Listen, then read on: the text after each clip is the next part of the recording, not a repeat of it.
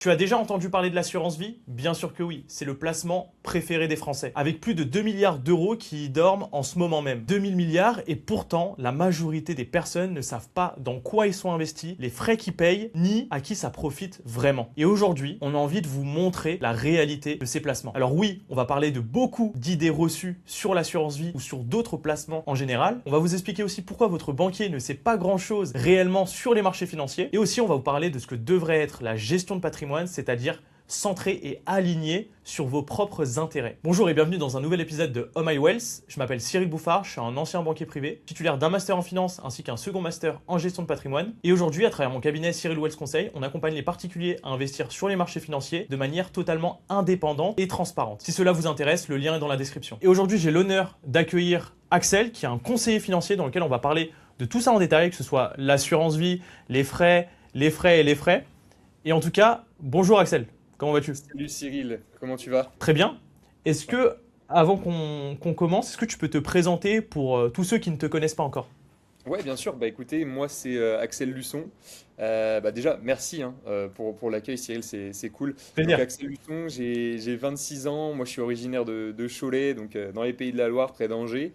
Euh, pour mon parcours, ma petite histoire, c'est assez simple. J'étais plutôt prédestiné moi à faire des études d'ingénieur, ingénieur en informatique. J'étais Ok. vraiment parti pour me développer dans ce domaine-là. Donc en fait, après le bac, j'ai rejoint une école d'ingénieur sur Rennes, où j'ai passé 3 ans en fait de ma vie, de mon parcours là-bas.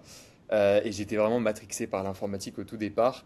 Et puis il y a eu le Covid. Je pense que comme tout le monde, ça a été un moment assez difficile où Ouais. il y a eu pas mal de remises en question. Et je me suis rendu compte que moi, c'était pas le domaine qui me plaisait, in fine, manque de contact, manque de partage ou autre. Et je me suis donc réorienté derrière en fac d'économie et gestion. Et c'est vraiment à ce moment-là, en fait, au niveau de cette réorientation, que les finances personnelles, hein, je m'y suis intéressé, j'ai lu des bouquins, j'ai regardé des vidéos, j'avais des potes qui m'en parlaient, sans plus au départ. Et Ok. puis en fait, pendant ces années fac, j'ai découvert le métier un peu par hasard de gestion, de conseiller en gestion de patrimoine. Et je me suis vraiment intéressé à ce domaine-là, surtout orienté patrimoine financier, donc Ouais. gestion voilà, des enveloppes d'investissement, de Ok. l'investissement de manière générale, de l'allocation d'actifs. C'est vraiment ça qui m'a plu. Et j'ai décidé de poursuivre l'aventure là-dedans. Donc j'ai passé un master derrière en gestion de patrimoine sur Angers. Donc ça Ok. y est, aujourd'hui je suis diplômé. Et puis j'ai pu Solide. derrière lancer l'activité dans ce domaine-là. Donc activité passion, hein, surtout aujourd'hui. Ouais. Voilà, maintenant j'accompagne des gens en distanciel, 100% distanciel, donc grâce aux réseaux sociaux notamment. Et puis j'ai une vingtaine de clients aujourd'hui qui me font confiance et avec qui on avance. Ok. Trop bien. Trop bien. Belle présentation. Allez suivre Axel pour ceux qui ne le connaissent pas. Il fait du très bon contenu. Et en plus, moi, ce que j'aime bien avec toi, c'est que c'est pour ça que je t'ai invité. C'est parce que je dirais que tu es un des rares, enfin, il y en a quand même quelques-uns, mais qui dit pas n'importe quoi sur les réseaux, qui va pas promouvoir du rendement à 20%, 30% par an, quand certains le font. Donc c'est pour ça que j'aime bien ta démarche, tu es transparent et je dirais on est un peu pareil sur ça, donc c'est trop bien. Sur Et l'approche, tu vois. exactement, exactement. Et est-ce que toi, concrètement, tu avais, un passé, je dirais, un peu dans la finance, où tes parents t'avaient un peu éduqué sur ça, ou pas du tout? Ouais. Alors c'est une très bonne question. Euh, et je me suis posé moi-même cette question parce que je réfléchis pas mal là-dessus en ce moment. Et en fait, ce que j'ai remarqué, c'est que voilà, au niveau de ma famille, de manière générale, j'ai pas une grosse famille d'investisseurs, clairement pas. Donc on était même plutôt une famille orientée immobilier à la base, sans plus, Ok, mais avec très peu de connaissances sur le monde de l'investissement, les enveloppes d'investissement, l'investissement financier de manière ouais, générale.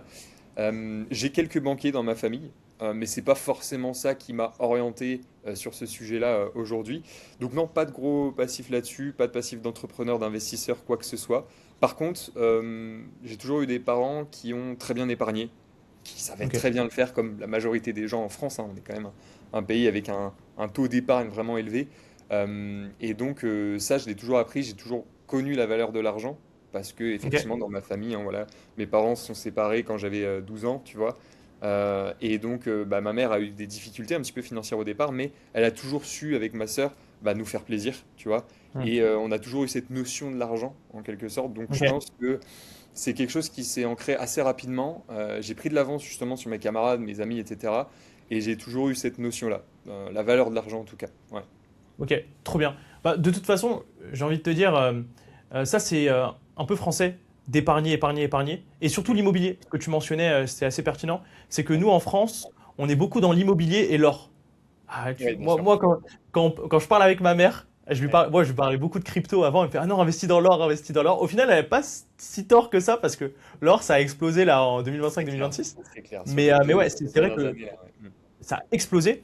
Et c'est vrai que quand on discute un peu avec tout le monde, c'est immobilier, or, qui est vraiment le plus répandu. Et malheureusement, la bourse, c'est vraiment vu comme un truc assez obscur. Et, Ouais. euh, et je pense que ça, tu dois le remarquer quand tu fais tes appels, enfin tes audits avec tes clients, etc. C'est qu'ils ont tous peur d'investir sur les marchés financiers parce que pour eux, la plupart, enfin moi j'ai eu le cas hier, c'est qu'ils ont peur un peu de tout perdre. Ça, Ouais. c'est une grosse peur sur les marchés. C'est vraiment de tout perdre. Mais quand on investit intelligemment, c'est-à-dire sur des indices, que ce soit sur le Dow Jones, S&P 500, peu importe, quand on investit dans le marché, honnêtement, si vous perdez tout avec ça, je pense que ce sera le dernier de dernier de votre souci, la bourse. Parce que Ouais, c'est-à-dire ouais, que ouais. l'économie va sombrer, concrètement. C'est ça. Je Donc, pense que c'est une globalité après qui est impactée. Et comme tu le disais, en fait, je pense qu'en France, on aime bien tout ce qui est palpable. Tu vois. ouais, c'est vrai. L'immobilier, c'est quelque chose de tangible. On a un toit au-dessus de la tête. C'est de la pierre, c'est du physique, quoi. L'or, c'est à peu près pareil en quelque sorte, parce que si on parle d'or, tu sais, type bijoux ou autre, c'est des choses qu'on peut Hmm. garder dans un petit coffre-fort chez soi ou même à la banque. Hein, il y en a aujourd'hui qui détiennent effectivement des valeurs comme ça à la banque ou autre, dans des coffres. Donc c'est quelque chose de palpable, de physique. Là où les marchés financiers, bah, forcément, c'est un peu plus diffus, quoi. C'est moins compris et je pense de plus en plus avec bah, le contenu qu'on voit qui se partage sur les réseaux ou autres. Ou même, j'ai Hmm. vu des cours d'éducation financière qui vont intervenir là, tu sais, au Ok. collège dès la rentrée prochaine, je crois. Trop bien. Trop, Alors trop bien. c'est pas énorme, hein. Je crois que c'est l'équivalent de 2 ou 3 heures sur un C'est déjà bien, hein. trimestre, sur une année, c'est déjà bien. Mais C'est par déjà contre, bien, ouais. après, c'est dans les études sup, ça va être intégré à hauteur de 10 12 heures, je crois, Ok. en termes de modules d'éducation financière. Donc je pense que on va dans le bon sens. Et bah voilà, tout ce qui est gestion budgétaire, tout ce qui est gestion de ses investissements, on va comprendre de plus en plus et tant mieux. Je pense que Ouais. ça va dans le bon sens, clairement. Bah, 100%. Bah, de toute façon, c'est trop important, sachant que sur tout ce qui nous arrive un peu, sur tout ce qui est la retraite, je ne sais pas Oui, si on va avoir la retraite, de la retraite, nous, les moins de 30 ans ou les moins de 40 ans. Donc, c'est même plus quelque chose en plus, la bourse. C'est nécessaire. C'est-à-dire que si vous investissez pas, bah, il se peut que vous n'ayez pas de retraite et que, au moins, constituez-vous un matelas de sécurité avec, je sais pas, des investissements, que ce soit sur votre PEA, assurance vie, PER, peu importe. Mais c'est vraiment nécessaire avec tout ce qui se passe. Et les jours sombres peut-être qui vont nous arriver en France. Donc ouais, ouais, 100%. 100%. Je suis d'accord avec toi. Je pense qu'aujourd'hui, c'est un tout, tu vois. Les livrets, c'est bien. L'épargne sur les livrets, c'est bien. Pour du court terme, pour de la précaution, comme Mm. tu l'as dit. Après, il faut essayer d'aller voir plus loin parce que si demain, bah, au niveau de la retraite, au niveau du taf, voilà, vous percevez 40-50% de votre dernier revenu, c'est sûr que ça va faire mal. C'est sûr que ça va avoir un impact sur le train de vie. Donc pour moi, il faut l'anticiper. Pour l'anticiper, il y a deux piliers, immobilier et financier, et surtout pas négliger le financier, selon moi. Mm. Ouais, 100%. Bah, en fait, l'avantage avec en fait, l'immobilier, je pense que c'est très bien ce que tu dis, c'est-à-dire que c'est complémentaire. Il n'y en a pas un qui va sans l'autre. C'est ça. L'immobilier, c'est intéressant de le faire en France. Pourquoi? Parce que vous pouvez lever de la dette. Vous pouvez lever de la dette pratiquement gratuitement. En plus, c'est des taux fixes, c'est pas des taux variables. Donc, si vous empruntez à 1%, 10 ans après, vous aurez encore 1%. Et ça, c'est pas dans tous les pays. Ensuite, vous pouvez emprunter avec pratiquement zéro apport. Allez, on va dire les frais de notaire. Mais sinon, vous n'avez pas vraiment beaucoup d'apports à mettre. Alors que si vous allez investir, par exemple, aux Émirats, à Dubaï ou autre, ils vont vous demander 40%, 50% d'apport. Donc l'immobilier en France, c'est vraiment bien uniquement à crédit. Sinon, je trouve cash, ça vaut pas le coup, sauf si vous faites un bon coup ou autre. Et après, bien évidemment, il y a la bourse qui vient à côté. Donc ouais, carrément. Moi, j'avais une question parce que Axel et moi, on a travaillé tous les deux en banque. Donc moi, j'étais plus du côté de la banque privée, donc j'accompagnais des grands dirigeants d'entreprise. Et Axel, toi, tu étais banquier en agence, c'est-à-dire que Retail, tu c'est ça, accompagnais exactement. Ouais, c'est ça, donc toi, tu accompagnais les particuliers principalement. ouais, Ok. Et le but, c'est que, bon, nous, je dirais, on était dans le système. C'est-à-dire qu'on voyait concrètement ce qui se passait au sein de la banque notamment, bah, pourquoi, entre guillemets, j'ai envie de vous dire, des fois, vous faites un peu avoir sur tout ce qui est contrat assurance vie, PER, PEA, bref. Et le but, c'est de parler un peu de ça, de démystifier un peu tout ce que vous voyez sur Internet pour que nous, on rentre dans les détails et que ça vous aide pour vous, si vous avez déjà une assurance vie, si vous n'avez pas encore une assurance vie ou autre, pour que ce soit le plus clair et compréhensible possible. Donc toi, tu as travaillé combien de temps en banque déjà? Ouais, alors moi, c'était vraiment dans le cadre de mes études. En fait, j'ai fait Ok. 2 ans d'alternance voilà, en banque, donc du côté d'Angers, là où je faisais mon master, hein, concrètement. Et donc, comme tu l'as dit, hein, j'étais plutôt banque de retail, banque des particuliers de manière générale. C'est vrai qu'on aime bien distinguer banque privée de la banque, on va dire, Ouais, plus grand public. Ça, c'est juste une question de niveau de patrimoine, hein. Il n'y a pas grand-chose exactement. qui diffère dans la logique derrière. Et donc ouais, j'ai passé 2 ans là-bas. Alors l'idée, c'est que j'ai découvert un peu plusieurs métiers à l'intérieur, tu vois. J'ai fait aussi bien de l'accueil, accueil clientèle au départ, hein, où voilà, tu vois le client, tu discutes avec lui, donc c'est beaucoup d'échanges. Ensuite, j'ai pu participer donc à des rendez-vous clients avec des conseillers, hein, Ok. qui sont là, qui étaient là, du moins depuis des années, donc qui avaient l'expérience, qui savaient faire. Forcément, moi, ça m'a permis de comprendre le discours, tu vois, interne, de comprendre aussi euh, comment bah, se passe un rendez-vous de A à Z, en fonction de la Mm. problématique, en fonction du besoin, s'il y a plutôt un besoin d'assurance, plutôt un besoin d'épargne. Parce que c'est vrai qu'il faut le dire, aujourd'hui, c'est plus simplement des banques où on va gérer de l'argent, c'est banque, assurance, immobilier. Donc on gère Ouais. plusieurs pendant quand même, hein, du patrimoine personnel. Et donc c'est vrai que c'était hyper intéressant. Donc pas mal d'expérience là-dessus. J'ai pu faire après mes rendez-vous un peu solo, une fois que j'avais pris le pli, tu vois. Donc intervenir dans des portefeuilles de mes confrères, enfin de mes collègues pour le coup. Bon, sur des notions simples, hein, au départ, mais un petit peu d'épargne par la suite, parce que bon, j'avais les compétences aussi et que c'était en lien avec mes études Ouais. forcément. Après, je pouvais pas tout dire. On parlera peut-être des habilitations aussi derrière, mais il y avait Ouais. des choses où j'étais assez limité encore. Bien Euh, sûr. mais ouais, globalement, c'est ça. C'est découvrir le système, découvrir le fonctionnement, la vie d'équipe, la vie d'agence, parce que c'est pas simplement un conseiller avec son client, c'est une vie au global, hein, c'est Mm. un partenariat avec les autres. Donc ouais, ouais, c'était une belle expérience. J'ai pu passer par différents pôles et comprendre un peu comment ça se passait. Ouais. Ok, trop bien. Mm. Si je dirais, tu avais deux choses que tu avais bien aimées là-bas et deux choses moins, tu vois, que tu avais le moins aimé. Ah, c'est une bonne question ça. Le Moi, plus et le moins. ouais, ouais, ouais. Alors, je vais commencer par ce que j'ai bien aimé. Ce que j'ai Ok? bien aimé, c'est quand même l'entente au niveau des équipes, tu vois. Ouais. Il y avait quand même des équipes où, moi, j'ai eu la chance, en tout cas, de tomber sur des équipes qui s'entendaient très bien entre eux. Donc, il y avait de la compassion, si je peux dire, et de l'entraide, tu vois. Hmm. Moi qui ai bossé pas mal de temps aussi à Decathlon, hein, je fais une petite aparté, c'est vraiment une entreprise où bah, l'entraide, c'est que ça, hein.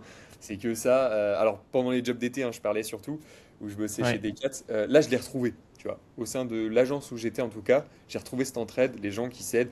Quand il y en a un en galère, l'autre vient en aide, etc. Ça, je trouvais ça vraiment top pour le coup. Ce que j'ai bien aimé aussi, c'est la diversité des profils.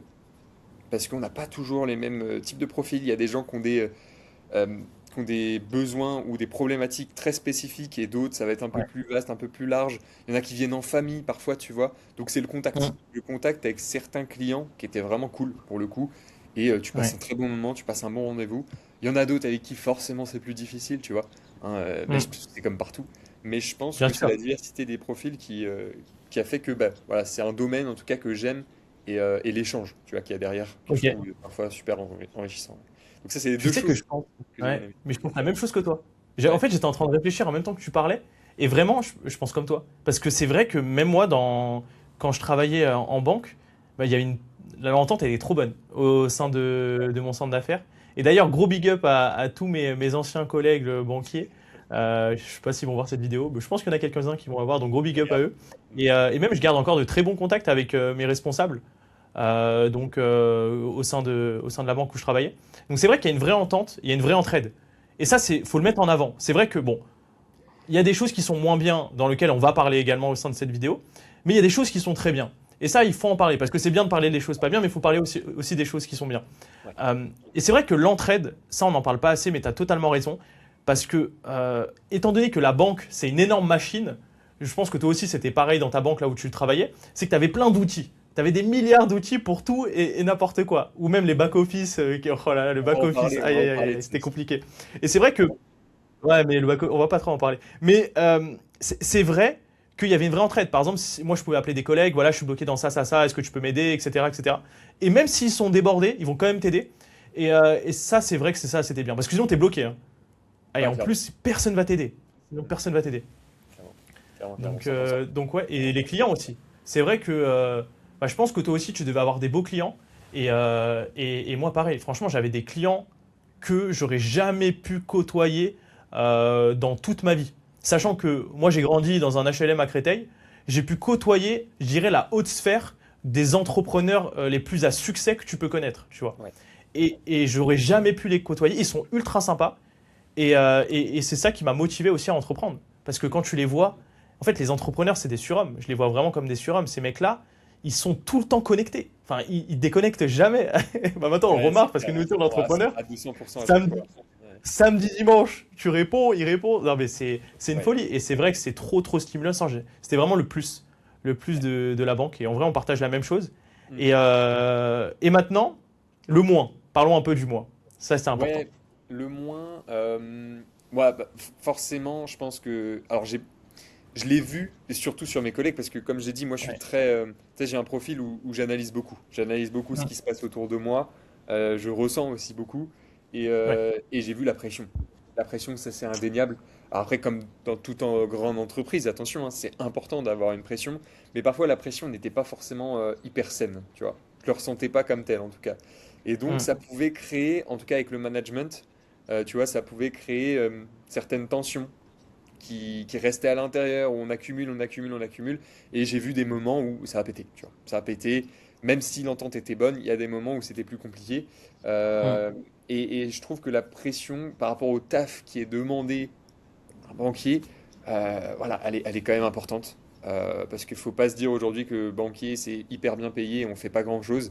Je sais qu'il y en a qui auront des préjugés sur les banquiers parce que ça s'est mal passé ou autre, mais il y a quand même un vrai boulot derrière. Il y a beaucoup de pression, il y a des emplois du temps, des agendas bien remplis, avec des créneaux respectés, Ouais. des choses à faire dans la journée. Si tu le fais pas, tu prends du retard, ça s'accumule, et c'est pour ça que l'entraide, comme je le disais dans le point positif, est hyper importante parce que sinon on s'en sort pas. Surtout quand on Ouais. débute, je pense, et qu'on n'est pas encore rodé, tu vois, sur le métier. Ouais. Je sais pas ce que tu en penses, toi, ton côté là-dessus, mais. Ouais, je suis d'accord avec toi. C'est vrai qu'en fait, la pression, en fait, il y a énormément de pression. Parce Ouais, que quand tu es banquier, faut pas non plus idéaliser le métier de banquier. Parce que le gros problème, c'est que, en fait, tu as la pression des clients déjà. Et ouais, en plus, tu as la pression de ton management. Qui, chaque année, les objectifs augmentent, augmentent, augmentent. Et ça, c'est un gros problème. Et c'est pour ça que, là, on va parler plus de vous, enfin, les personnes qui nous regardent. Pourquoi enfin, tout est lié. Pourquoi vos assurances vie ne performent pas? Pourquoi vos PEA, vos comptes titres ne performent pas? Parce qu'en fait, votre banquier a 1000 clients. Surtout quand vous êtes en agence. Enfin, si vous avez, pour ceux qui regardent la vidéo, si vous avez moins de 200 000 euros, vous devez être en agence. Si vous avez plus de 250 000 euros, vous devez peut-être être en banque privée ou autre. Si vous êtes en agence, votre banquier a 1000 clients. C'est-à-dire qu'il il peut pas s'occuper de vous comme s'il avait 20 ou 30 clients comme Axel a actuellement. Et donc, c'est pas le même niveau d'expert. Même s'il est expert ou autre, peu importe, bah, il ne pourra pas avoir le temps de s'occuper bien de vous, de vous faire des bonnes allocations, etc. Et ça, c'est un énorme problème. C'est un énorme problème. C'est-à-dire que votre banquier va vous proposer des produits dans le tas. C'est-à-dire qu'il n'aura pas le temps de réfléchir, il n'aura pas le temps de regarder si les perfs sont bien, enfin les performances, etc. Et ce qui explique, enfin c'est une partie qui explique aussi pourquoi vous avez, entre guillemets, des contrats d'assurance vie de Madame Tout-le-Monde. Parce que la banque classique, là où vous êtes, ce ne sera jamais personnalisé. Ce sera jamais personnalisé. On va vous proposer des produits maison. En général, les banques, elles ont une dizaine, une quinzaine de produits, bon, des fois beaucoup plus, mais ils vont vous proposer des produits, des allocations cibles. En gros, c'est ça. C'est des allocations cibles. Ça va être jamais le banquier qui va faire sa propre allocation. Enfin, c'est assez rare parce qu'en fait, il n'a pas le temps. S'il le fait, c'est qu'il n'est pas débordé. voilà, Il n'est il y a pas un problème, débordé. il y a un problème. Il y a un problème. Ou soit il délègue à son stagiaire ou son alternant, tu vois. Ouais, Et donc, ouais, c'est compliqué de faire une allocation vraiment personnalisée parce que le banquier est débordé. On lui demande de faire 20 rendez-vous par semaine. Ensuite, toi, en plus, toi, tu étais en agence. Donc, il y a les clients qui arrivent en agence également. ouais, ouais, faut Donc, tu es traiter. entre 2-3 rendez-vous. Ouais, Et moi, qui étais en banque privée, où entre guillemets, on a moins de clients, j'avais un portefeuille de, je dirais, 120 clients. mhm, Mais 120 clients, c'est quand même prenant. En plus, tu as les prospects à les rencontrer aussi. oui, Et tu as les rendez-vous à faire. Donc, au ouais, final, si vous voulez vraiment une approche personnalisée, bah, il faut se faire accompagner par exemple par Axel ou par moi, ou nous, on a beaucoup moins de clients parce qu'on a vu ce que c'était en fait la banque, et nous, on n'a pas envie d'avoir 300 000 clients. Ce n'est pas notre objectif, c'est d'avoir un petit portefeuille et vous accompagner en personnalisé. Et c'est comme ça réellement que vous allez avoir du résultat sur le long terme. Voilà. Pour tout l'aspect, en tout cas, patrimoine financier, je suis 100% d'accord avec toi. Ouais. Parce que le souci, tu l'as dit, et je l'ai dit tout à l'heure aussi, hein, c'est c'est plus simplement des banques qui gèrent de l'épargne et des produits. C'est des banques, assurances, immobilier. Les conseillers avec qui j'étais traitaient Et 10h30. traitaient des dossiers IMO comme ça, sur leur bureau, Ouais. avec des simulations à faire, avec des appels de courtiers pour justement gérer des taux. Et puis après, une fois qu'ils avaient trouvé un terrain d'entente, fallait valider auprès de la hiérarchie, tu vois, pour se dire est-ce qu'on peut négocier ce taux-là parce que ce client, il veut absolument, sinon il se barre ailleurs. Enfin, tu vois. Et ensuite, on a une autre cliente qui arrive, qui a un problème avec son épargne, qui va faire un rachat sur contrat. On regarde le contrat, machin. Enfin, tu vois, en fait, c'est un tout. Et il y a trop de choses. Le banquier a trop de choses à faire aujourd'hui. Il n'est Ouais. pas spécialisé sur un point en particulier. Ouais. Là où, dans la banque où j'étais, tu vois, il y avait conseiller bancaire et après conseiller financier des particuliers. Et en fait, le conseiller, il y a même plus. Il y avait conseiller bancaire, conseiller clientèle et conseiller financier des particuliers. Et en fait, il y avait une hiérarchie au départ. Le conseiller bancaire, il était limité sur ses habilitations, il ne pouvait pas tout faire. Conseiller clientèle pouvait faire un peu plus d'immobilier et le conseiller financier pouvait tout faire, tu vois. Ah, il ne Donc, pouvait pas tout faire, le conseiller bancaire classique? non, non, non, il pouvait pas tout faire. Donc il y avait cette Ok. hiérarchie au départ qui était pas mal. Sauf que bah, forcément, ils ont regroupé ensuite des statuts ensemble. Et donc bah, tout le monde s'est mis à faire tout, hein, et n'importe quoi parfois. C'est ça le problème. Et ça demande du temps, ça demande de la formation, ça demande de l'organisation. Donc quand on a un portefeuille de 500, 700, 1000 clients, comme tu l'as dit, et c'est la réalité pour le coup, là où Mm. j'étais, il y avait entre 500 et 700 clients par portefeuille. Mais c'est C'est énorme. impossible. Ah, C'est impossible c'est de rencontrer tout le monde, c'est impossible. impossible d'appeler tout le monde, de relancer des gens. Donc quand j'entends des gens, ouais, mon banquier il m'appelle jamais, ça change tout le temps, etc. C'est la réalité. Je peux pas la nier pour le coup, mais c'est vraiment indépendant de la volonté du banquier pour le coup, hein, là-dessus Bah, aussi. c'est ça. Ah, Parce qu'en fait, il y a plein de clients, enfin, il y a plein de personnes, par exemple, qui vont regarder ce podcast ou autre, ouais. qui ont genre 20 000 sur leur livret A, le LDDS plein, et son Ouais. banquier ne l'a jamais appelé. C'est Appelé, pas parce que c'est pas parce qu'il a la flemme, entre guillemets. C'est parce qu'il a pas le temps. Et je pense que vous êtes sous les radars. Parce que vous êtes entre guillemets petit, lui il doit peut-être s'occuper, soit. En fait, en général, ça se passe comment? Il a son top client, donc je dirais le 5 gros pourcents de son portefeuille qui vraiment lui fait un bon chiffre. Et tu as ensuite le client tout en bas, c'est-à-dire que ces clients-là, c'est ceux qui te prennent beaucoup d'énergie. Enfin, voilà, tu as entre les deux. Celui qui te prend beaucoup d'énergie, c'est-à-dire qui vient tous les jours à l'agence et du coup qui te prend énormément d'énergie. Et tu Énormément, as le client énormément. tout au-dessus sur lequel tu as vraiment envie de bien t'occuper de lui. Et le problème, c'est que au milieu, tu as des clients qui ont genre 20, 30 000, 40 000 euros, 50 000 euros de côté et personne ne s'occupe d'eux parce que enfin, le banquier est débordé. Et Ouais, c'est donc, ça, c'est ça. Donc oui. c'est pour ça que c'est difficile parce que tu peux pas traiter tout le monde sur un pied d'égalité entre guillemets. Ça reste une entreprise commerciale, une banque, donc Ouais. doit faire du chiffre. Et quand tu as des clients qui créent un produit net bancaire négatif à la banque, compliqué de vouloir s'en occuper, tu vois. Ouais. Oh, Donc, le donc PNB. PNB, Ah, ça fait longtemps que j'avais pas entendu ça. Oh, le vraiment. PNB, oh putain, c'est vrai. Aïe, aïe, aïe, aïe, aïe. Ah, Et il y en a, hein, ça, je te jure, il y a des tu clients m'as comme ça. débloqué un truc dans mon cerveau. Mais ouais, 100%. Et, euh, et en plus, ce que tu disais qui était pertinent, moi je pense que, en fait, nous les banquiers, enfin anciens banquiers, Ouais. moi je pense que moi je me disais toujours j'étais un intermédiaire, j'étais jamais un banquier. Parce Mm. qu'au final, ce que je faisais, moi, c'est que j'étais toujours l'intermédiaire de quelque chose d'autre. Par exemple, vu que j'avais pas le temps de faire tout ce qui est allocation financière, je le faisais avec mon expert financier, avec qui je travaillais beaucoup. Et en plus, elle était incroyable, gros big up à elle. Et c'est elle qui enfin, on faisait nos rendez-vous à trois, etc. Donc j'étais que un intermédiaire, même pour tout ce qui est crédit. Au début, on les montait nous-mêmes. Après, ils ont créé une branche parce que c'était n'importe quoi. En plus, les dirigeants d'entreprise, ils veulent faire trop de crédit. Après, Ah c'est oui, normal, oui. ils ont envie de s'enrichir. Le crédit, c'est la base. Ouais, ouais. Mais j'ai jamais vu. Tu sais qu'on était la branche, les dirigeants d'entreprise, qui faisait le plus de crédit au sein de la banque. Tu vois. Ouais. Ouais, C'était bah un oui, truc de malade. les montants sont souvent Mais aussi mec, importants.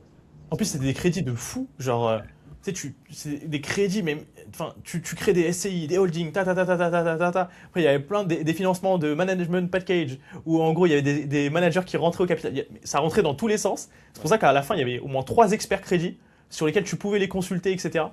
C'était un bordel sans nom. Mais en tout cas, tu apprends énormément. Mais oui, en fait, un banquier, pour moi, je le vois comme un intermédiaire. Parce que sinon, c'est impossible. Il peut pas tout gérer. C'est pas possible. Ouais. Donc voilà, pour revenir, hein, ça c'était parce que c'était sur les points négatifs. Tu m'en avais demandé deux. On revient sur le sujet. Il t'en manque un, je crois. Voilà, le premier c'était ça, c'était le stress. Enfin, tu vois l'exigence qui était demandée. Et le deuxième, ben, je pense, c'est, enfin moi en tout cas, je me sentais Hum, concerné par ça. Après, j'étais qu'en alternance, donc j'avais pas toutes les habilitations, mais c'est du coup, t'apportes pas, comment dire, la valeur que tu apportes, elle n'est pas équivalente à ton expérience. Je sais pas comment dire ça, mais en gros, moi, je suis passionné par le domaine. Je sais que j'ai une Ouais. expertise, mais pour autant, je me sentais bridé par rapport Ouais. à ce que la Ouais. banque proposait. Et du coup, sur un rendez-vous qui dure 45 minutes, j'ai pas le temps, tu vois, de développer autant que je le voulais le sujet ou d'expliquer correctement les choses. Et ça crée de la frustration. Et ça, c'est pour ça que je me suis dit non, je peux pas continuer dans ce domaine-là parce que je vais me sentir bridé encore trop longtemps. Ça va me frustrer. En plus, on va me donner des recommandations, enfin des choses à faire, tu vois, que j'ai pas envie de faire, Ouais. clairement. Et donc, en fait, je me voyais pas continuer, rentrer en CDI, tu vois. Là, on m'a proposé, hein, ils étaient plutôt OK pour me prendre et que je continue Ok. l'aventure chez eux, mais je me voyais pas continuer parce que, en fait, quelques mois après, j'étais pas bien et je leur disais ciao, bye bye, tu vois ce que je veux dire. Donc, non, Ouais. moi là-dessus, j'ai préféré dire non tout de suite, d'expliquer moi ce qui me bloquait. J'étais transparent. Ils ont compris. Et voilà, aujourd'hui, c'est pour ça que j'ai lancé l'activité et que je peux être à 100% moi-même, on va dire, avec l'expertise que j'ai, le temps que je veux attribuer aux personnes que j'accompagne et surtout l'honnêteté, la transparence sur ce que je vais proposer. Hum, Je vais pas vous proposer ça parce que ça me rémunère plus, tu vois. Ouais. C'est vraiment ce qui va être le plus adapté aux besoins des clients. Mm. Ouais, c'est ça, c'est 100% d'accord. En fait, le gros problème en banque, c'est que quand tu travailles en banque, tu vas proposer les produits que ta banque te recommande. Enfin, tu vas pas aller proposer tout et n'importe quoi, parce qu'en fait, tu dois toujours rester dans un cadre. Le Ouais. banquier, il peut pas vous proposer tout ce qu'il veut. Enfin, il peut pas vous proposer de crypto si la banque ne veut pas n'accepte pas les cryptos, entre guillemets. Mm, mm, mm. Ensuite, il y a des supports que la banque ne recommande pas, alors que des fois, ça peut être intéressant de proposer ça. Ultra intéressant, Euh, clairement. et donc, bah, c'est pour ça que tu as quitté enfin, que t'as pas rejoint la banque, enfin, que tu as quitté la banque, et moi également. Enfin, c'est également aussi pour la même chose. C'est-à-dire que malheureusement, on n'est pas transparent dans ce qu'on propose. C'est-à-dire que moi, je proposais des choses qui malheureusement, enfin, je n'aurais pas investi à titre personnel, tu vois. Ouais, c'est ça, Alors, c'est ça. Et Pourquoi moi, je, ça m'embête pourquoi je de faire propose ça, tu vois. Ouais, c'est ça. Pourquoi je propose ça alors que je le fais pas? Tu vois, par exemple, les produits structurés. Ouais. Produits structurés qui sont des capitales, enfin, qui sont des produits qui vous permettent de vous exposer au marché des actions en bénéficiant d'une protection en capital, que ce soit entière ou partielle. Mm. Et le problème des produits structurés, c'est que sur le papier, c'est incroyable. Vous avez du 6%, du 7% coupon garanti. Mais attention, parce que ça dépend déjà le sous-jacent. Moi, je connais beaucoup de clients qui ont investi sur Stellantis. Ouais, Stellantis, hein. Et au final, ils ont perdu énormément. ouais. Et même, je suis Malgré même sur des taux. la garantie ou la protection, tu vois. Bien sûr, et même sur des taux, hein. Ouais, Même sur les taux, parce que les taux ont remonté. Et donc, ouais. j'ai un client bah, que j'accompagne maintenant depuis un mois. Il a souscrit un produit structuré début d'année avec sa banque. Et malheureusement, il est à 17%, enfin moins 17% sur ce produit, sachant que sa banque lui avait dit que c'est garanti, vous inquiétez pas, vous allez gagner de l'argent, etc., etc. Rien n'est garanti en bourse, ça n'existe pas. Personne ne peut vous prédire, vous garantir des rendements. Sauf ben, si quelqu'un peut, bah, je suis intéressé, mais j'ai jamais vu en tout cas pour le moment. Ouais, attention aux arnaques, hein, il y en a beaucoup aussi, hein. Ouais, tellement, tellement, tellement. Mais voilà, en fait, je pense qu'on se rejoint par rapport à ça, c'est que on voulait être beaucoup plus transparent dans ce qu'on propose, et c'est pour ça qu'on a décidé d'être totalement indépendant. Si tu avais, je dirais, deux, trois conseils, on peut pas donner de conseils en investissement au sein de ce Non. podcast, bien évidemment, donc pas de conseils en investissement, je mettrai un disclaimer. Mais s'il y avait, je dirais, deux, trois choses que tu as appris au sein de la banque et qui te servent et que tu peux notamment donner pour les personnes qui nous regardent. Ouais, en fait, je pense que malgré tout, maintenant que vous êtes conscient que effectivement votre banquier n'a pas forcément le temps ou des choses comme ça, n'hésitez pas à le challenger quand même. Moi, c'est un conseil. Il faut challenger quand même son banquier. On a le droit d'avoir un conseiller digne de ce nom qui nous accompagne, donc challengez-le. Si vous avez un contrat d'assurance vie, revoyez ce contrat avec lui. Essayez de comprendre en fait, par exemple, je prends le contrat d'assurance vie, mais ça peut être d'autres contrats à côté, hein. Bien sûr. Ça peut être un PEA, un compte titre, enfin peu importe. Mais posez-lui la question concrètement, aujourd'hui, monsieur le banquier, dans mon contrat, qu'est-ce qu'il en est? Faites-moi comprendre, en gros, ce que je n'ai pas compris à l'ouverture, tu vois. Est-ce que c'est sécurisé? Qu'est-ce qui est à risque? Combien je peux espérer? Sur quoi je suis investi? Parce qu'on a fait ça trop rapidement lors du rendez-vous de souscription. Et c'est souvent ce qui se passe. Et pourquoi Mm. je dis ça? Parce que moi j'ai vécu, et je vais finir là-dessus, sur cette partie-là Ouais. si tu veux, mais en gros, j'ai vécu un rendez-vous où j'ai accompagné un conseiller financier des particuliers qui, c'était sur l'ouverture d'un contrat d'assurance vie, donc c'est parfait. Moi je voulais voir justement le process. Alors c'est une usine à gaz au niveau des outils, mais ça c'est autre chose, on est bien d'accord. Là surtout, c'était le processus. Et pour moi, la vision que j'avais et la vision que j'ai apprise justement en gestion de patrimoine, c'est on part tout le temps d'objectifs de clients, là, objectifs de vie, projet. De ces objectifs, on va définir justement un horizon de placement. Ok. Donc c'est-à-dire si vous voulez préparer votre retraite dans 20 ans, ben, on a 20 ans pour la préparer, on est bien d'accord. Et de cet horizon, après, on va définir un profil de risque aussi pour Mm. savoir justement sur quel genre d'allocation, sur quel genre de produit on peut investir. À l'ouverture du contrat d'assurance vie, c'est ce que le conseiller a fait.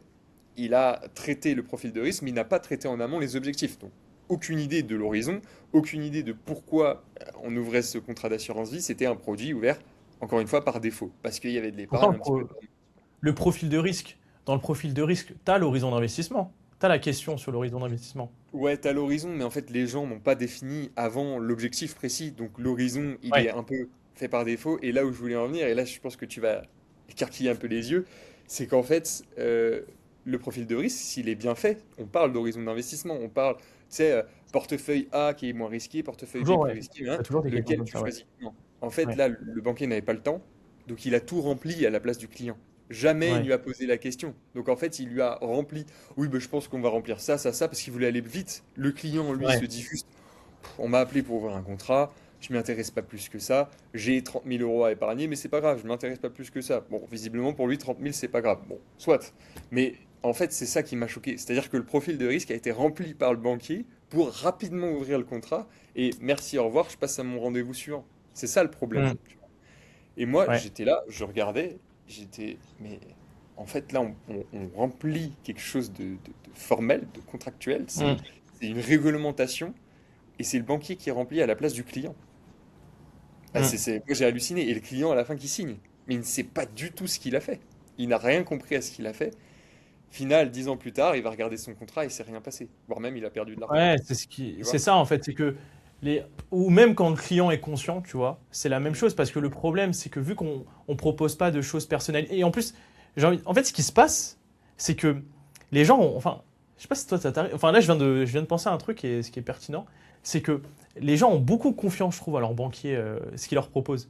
Enfin, moi, j'ai Ouais, jamais eu d'objection. J'ai jamais eu d'objection quand, par exemple, je proposais à mes clients des choses, tu vois, j'ai jamais eu d'objection. Genre, ils me disaient, ouais. ok, ok, let's go, let's go. Soit c'est parce Mais que ils n'avaient pas le temps, les clients également. Je pense que tout le monde est pressé, donc personne ne prend le temps ouais, de le ouais. faire Il y en a qui réellement. n'ont pas Je pense, envie de venir, hein, tu vois, la flemme. Ouais, je pense que c'est ça. Mais en gros, si on peut vous donner un conseil avec Axel, il ne faut pas le prendre à la va-vite, en fait, parce que ça touche à votre argent. ouais. Si votre banquier vous dit, vous propose un contrat d'assurance vie avec 20 ou 30 000 euros, ou même 5 000 euros, ou même 3 000 euros, Mm. bah, intéressez-vous-en. Enfin, regardez réellement bah, les frais d'entrée, combien vous payez. Si c'est pas 0%, allez voir ailleurs ou négocier avec votre banquier. Les frais d'arbitrage également, il faut que ce soit 0%. Pourquoi vous allez payer des frais d'arbitrage sur ça? Parce que les frais sur les frais sur les frais, bah, c'est inacceptable. Ensuite, les frais de gestion du contrat, il ne faut pas non plus que ce soit trop élevé. Regardez également ce que vous avez à l'intérieur du contrat. Bon, si c'est du fonds euro, ok, bon, ça, j'en parle pas, c'est quelque chose de sécuritaire. Mais parlons maintenant des unités de compte. Les Voilà. unités de compte, en gros, pour vous expliquer vis-à-vis de ça, vous avez le choix. Soit vous allez sur de la gestion active, donc en général, c'est ce que vous proposent vos banquiers. Regardez vos contrats d'assurance vie en même temps voilà, du podcast. Vous allez notamment, je pense, avoir majoritairement des fonds de gestion active, par exemple Crédit Agricole, États-Unis, des choses comme ça, toujours avec des noms comme ça, avec le nom de la banque au début ou peu Ouais, importe. la Et le société de problème de, gestion derrière. Ouais, ouais. voilà, vous avez la société de gestion et vous avez écrit par exemple Europe, Amérique, USA, des choses comme Voilà, ça. c'est ça, exactement.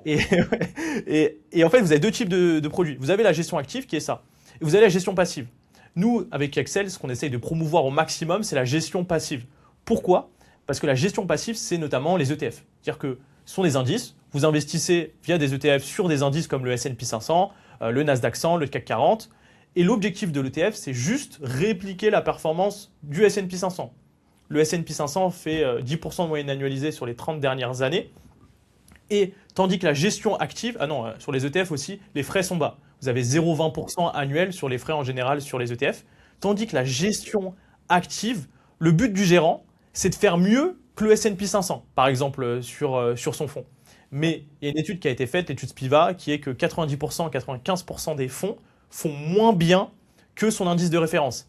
Ouais. Et honnêtement, sur tous les fonds que j'ai analysés, franchement, j'ai dû analyser plus de 200 fonds, 300 fonds, 400 fonds avec mon travail ou même après, quand j'ai analysé des fonds des clients.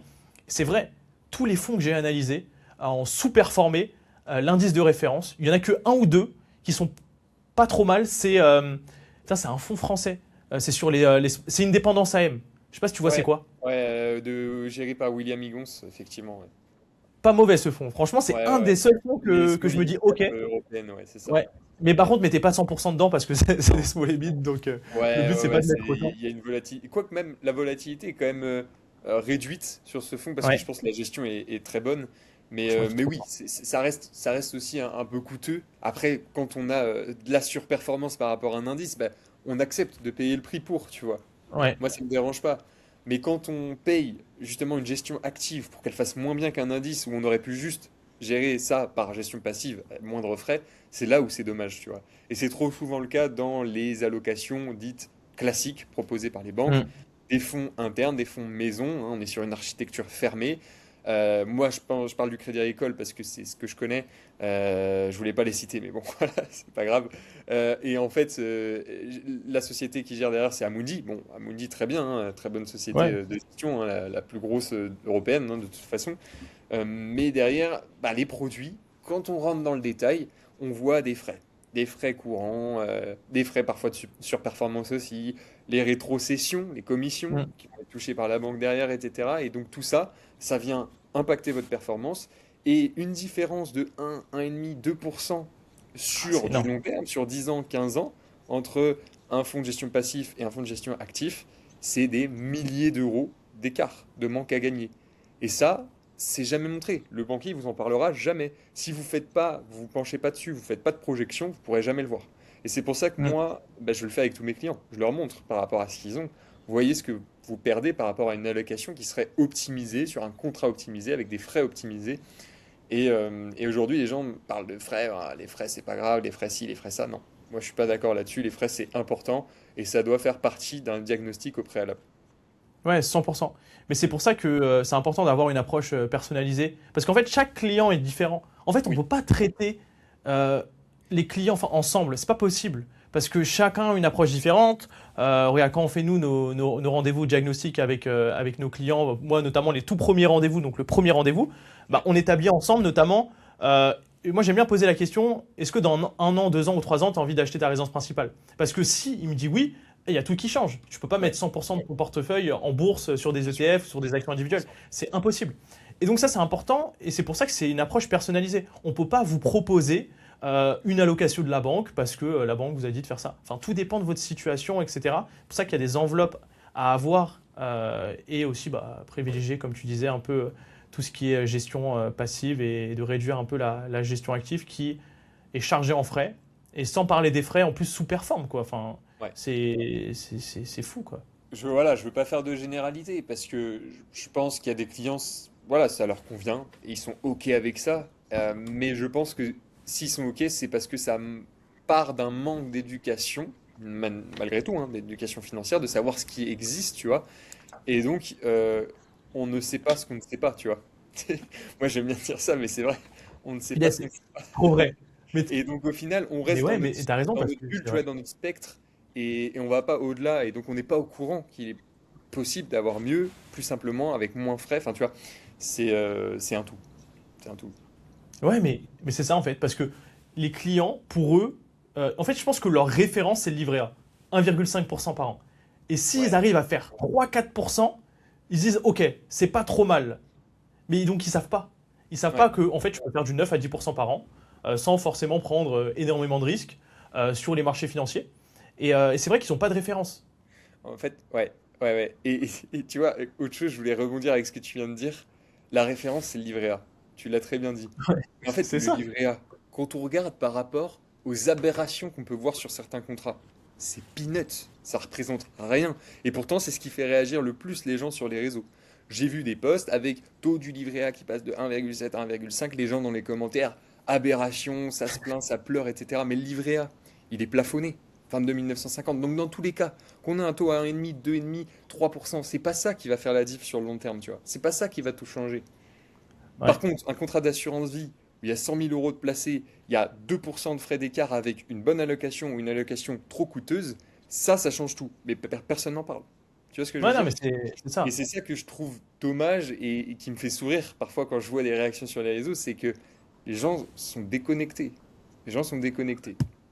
Non, mais c'est vrai, t'as raison. Moi, j'aurais jamais pu générer 100 000 euros sur les marchés avec un livret A. Je pense pas. Non, mais non, mais Je- c'est pas possible. C'est juste pas possible. Ou Moi, alors, tu as très très long terme devant toi, mais va falloir que tu ouais, t'accroches, quoi. c'est ça. Non, mais je pense que les gens sont quand même sensibilisés sur le fait que le livret A, c'est pas une enveloppe pour investir, c'est De plus en simplement une plus. enveloppe pour placer son argent. Ouais, Mais quand même. ils ont tellement peur et ils savent tellement pas par où aller. Parce qu'en fait, le gros problème, c'est que les personnes, bah, par exemple, qui regardez la vidéo, enfin qui regardent le podcast, vous êtes matraqués toute la journée par des pubs ou par nous-mêmes, enfin même nous, vu qu'on fait bah, des vidéos sur les réseaux Mhm. sociaux. Et donc en fait, vous savez pas où donner de la tête parce que vous voyez votre banquier qui vous propose des trucs un peu pourris, vous voyez des trucs sur internet où il y a un mec qui fait une vidéo dans les ads, enfin t'es en train de scroller, tu tombes sur un gars, j'ai trouvé la nouvelle méthode miracle qui vous permet de faire 5% par mois sur 2 ans, je sais pas quoi, mais en plus j'étais tombé sur lui, enfin Ouais. j'ai la tête du mec, putain, mais c'est fou, il a dit 2,5% par mois, il arrive à faire, Ouais. ce qui fait 20% ou 30% sur l'année. Donc Ouais. le mec est meilleur que Warren Buffett, meilleur que l'un des meilleurs investisseurs de tous les temps. Bon, ça on va pas en parler. Mais du coup, en fait, tu sais pas donner de la tête. Tu te dis, il y a mon banquier qui me propose des trucs pourris. Par contre, je vois un mec sur Internet qui me dit que je vais faire 2,5% par mois. Et j'ai un autre gars qui va me dire, rejoins mon canal Telegram. On va investir, on va faire du trading. Et du coup, Mais, les gens sont perdus et n'investissent pas. mais ouais, parce que, alors, comme tu l'as dit, il y a des informations, je pense, contradictoires. Ça, c'est sûr et certain. On a vu des cas, justement, d'arnaque de plus en plus. Moi, j'en voyais Ouais, en banque, hein, 100%. des gens tous les jours qui venaient poser la question, j'ai reçu ce mail, j'ai reçu ça, on m'a proposé ça, machin, rejoindre un groupe WhatsApp. Tous les jours, tous les jours, tous les jours, et de plus en plus. Donc il y a ça. Et il y a aussi bah, tout cette... Parce que l'investissement, c'est là-dedans, très souvent. D'accord, hein, c'est dans la tête. Ouais, C'est justement les émotions, c'est jouer avec les émotions. Et tu sais, le fameux FOMO, Fear of Missing Out, ou aller la quête de l'objet brillant, tu vois ce que je veux dire? Et ça, c'est trop souvent vrai, et d'autant plus sur les réseaux, avec un très bon marketing, tu vois, on peut attirer des gens qui veulent juste de l'argent facile. Et aujourd'hui, l'argent facile n'existe pas. Le couple rendement-risque en investissement, il est réel, tu vois. Il est réel, c'est pas de la théorie, hein, c'est vraiment un risque qui est associé à une performance qui est associée à un risque. C'est une ouais, évolution, on va dire, un peu linéaire. Plus le produit est risqué, plus il va apporter de performance, plus il est performant, plus il y a du risque associé. Un produit qui est non risqué, qui vous apporte énormément de performance, il n'est pas dans la courbe de régression linéaire, il est bien au-dessus. Et s'il est bien ouais. au-dessus, dans 99,9% des cas, pour ne pas dire 100%, c'est une arnaque. Donc attention, renseignez-vous bien. Regardez si aussi peut-être les propositions que vous avez à droite à gauche, si tout est bien habilité, hein, si on rentre justement dans Hmm. les habilitations, la réglementation. Et ensuite, renseignez-vous aussi à côté. N'y allez pas tête baissée vous disant que waouh, c'est incroyable. Renseignez-vous derrière parce qu'il y a souvent un loup. Il y a souvent un loup. Ouais. Mais il y en a Ouais, beaucoup qui se font avoir, hein. Franchement, il y en a ouais, beaucoup qui se font ouais, avoir énormément. par des. En fait, parce que c'est trop. En fait, c'est trop alléchant. Enfin, Ouais, on va être honnête, hein, moi je vais parler français. Si nous, on change notre discours et qu'on dit si vous investissez avec nous, vous allez faire 20% par mois ou vous allez faire 50% par an, mais on va faire x4 sur notre chiffre d'affaires. Mais mm, ça, c'est même sûr à 100%. Mais le problème, c'est qu'on va pas tenir longtemps. Et non, est-ce que c'est ce qu'on a envie de prôner? Non, pas du tout. Mais c'est vrai que voilà, les gens savent pas en fait. Les gens n'ont pas de référence. ouais, Mais ça commence à arriver, je dirais, avec le 9 à 10% par an. ouais. Ou soit peut-être que nous, on est biaisé, je sais pas. Mais ouais, c'est dur de faire confiance. Mais je trouve ça. Attends, par contre, il y a des trucs qui peuvent être intéressants, c'est que euh, ce qui se passe, c'est qu'en ce moment, on a quand même une grosse arrivée de grosses têtes. Enfin, moi, je dis en ce moment, mais ça fait longtemps maintenant, comme Mounir de chez Finari, Mathias Bacchino, qui heureusement, ne disent pas de la merde. C'est-à-dire que tout ce qu'ils disent, c'est pertinent. Bon, des fois, il y a des trucs qui sont pas top, mais c'est très pertinent ce qu'ils disent dans la globalité, que ce soit Mounir ou que ce soit Mathias. Et donc, ça permet quand même aux gens de relativiser, de se dire, ah, mais en fait, c'est possible de faire ça, ça, ça, ça, ça. Ouais. Et donc, ouais. C'est vrai qu'il y en a beaucoup qui parlent de Mathias Bacchino, hein. Ouais. Mathias Bacchino, c'est vrai que moi je connais peut-être un peu moins. Je suis un peu moins. C'est vrai que moi j'ai Ouais, beaucoup suivi Mounir. Mathieu Louvet aussi du cabinet S'investir Conseil. Et puis d'autres influenceurs aussi sur les réseaux. Mais c'est vrai que globalement, quand même, quand tu regardes les discours se rejoignent. Et ça, c'est plutôt, ouais. je pense, positif. Euh, Surtout sur les personnes un peu plus, comme tu as dit, qui ont un peu plus de notoriété aujourd'hui, tu vois. Donc heureusement, le discours va dans le même sens. Et ça, c'est plutôt très bien, je pense. Maintenant, c'est ça. Moi qui regarde ça quotidiennement tous les jours, j'ai l'impression qu'il y a beaucoup de répétitions, tu vois, dans ce qui est dit. Mais en même temps, je pense que c'est par la répétition aussi que bah, ça va rentrer, qu'on Ouais. va pouvoir apprendre, comprendre et ensuite partir sur de vrais standards. Euh, Après, le plus important, c'est au-delà de la théorie, c'est tester. Moi, je dis aux gens, bah, voilà, vous croyez pas aux 7% par an, bon, bah, investissez 50 euros, testez pendant un an, voyez ce que ça peut donner. Oui, Hmm. vous allez peut-être pas faire exactement 7%. Il y a des années vous ferez plus, des années vous ferez moins, mais en fait, il faut toujours réfléchir en lycée, sur le long terme. Moi, j'ai toujours cette vision-là, je pense que toi aussi, on a une vision très long terme de l'investissement, Ouais, les 100%. intérêts composés, etc. C'est plein de sujets un peu mathématiques qui sont peut-être parfois un peu compliqués à comprendre parce que c'est pas une évolution linéaire, c'est exponentiel. Donc forcément, bah, dès qu'on rentre dans une fonction mathématique un peu plus complexe, les gens sont parfois perdus. Mais il faut prendre le temps. Prenez le temps d'essayer, de regarder ce que ça donne Hmm. et voyez par vous-même. Je pense que c'est par l'expérience et par le fait d'essayer les choses qu'on apprend le plus vite aussi, quoi, plutôt que par la théorie. Ouais, c'est ça. Exactement. De toute façon, il faut commencer petit à petit. Moi, c'est ce que je dis à mes clients.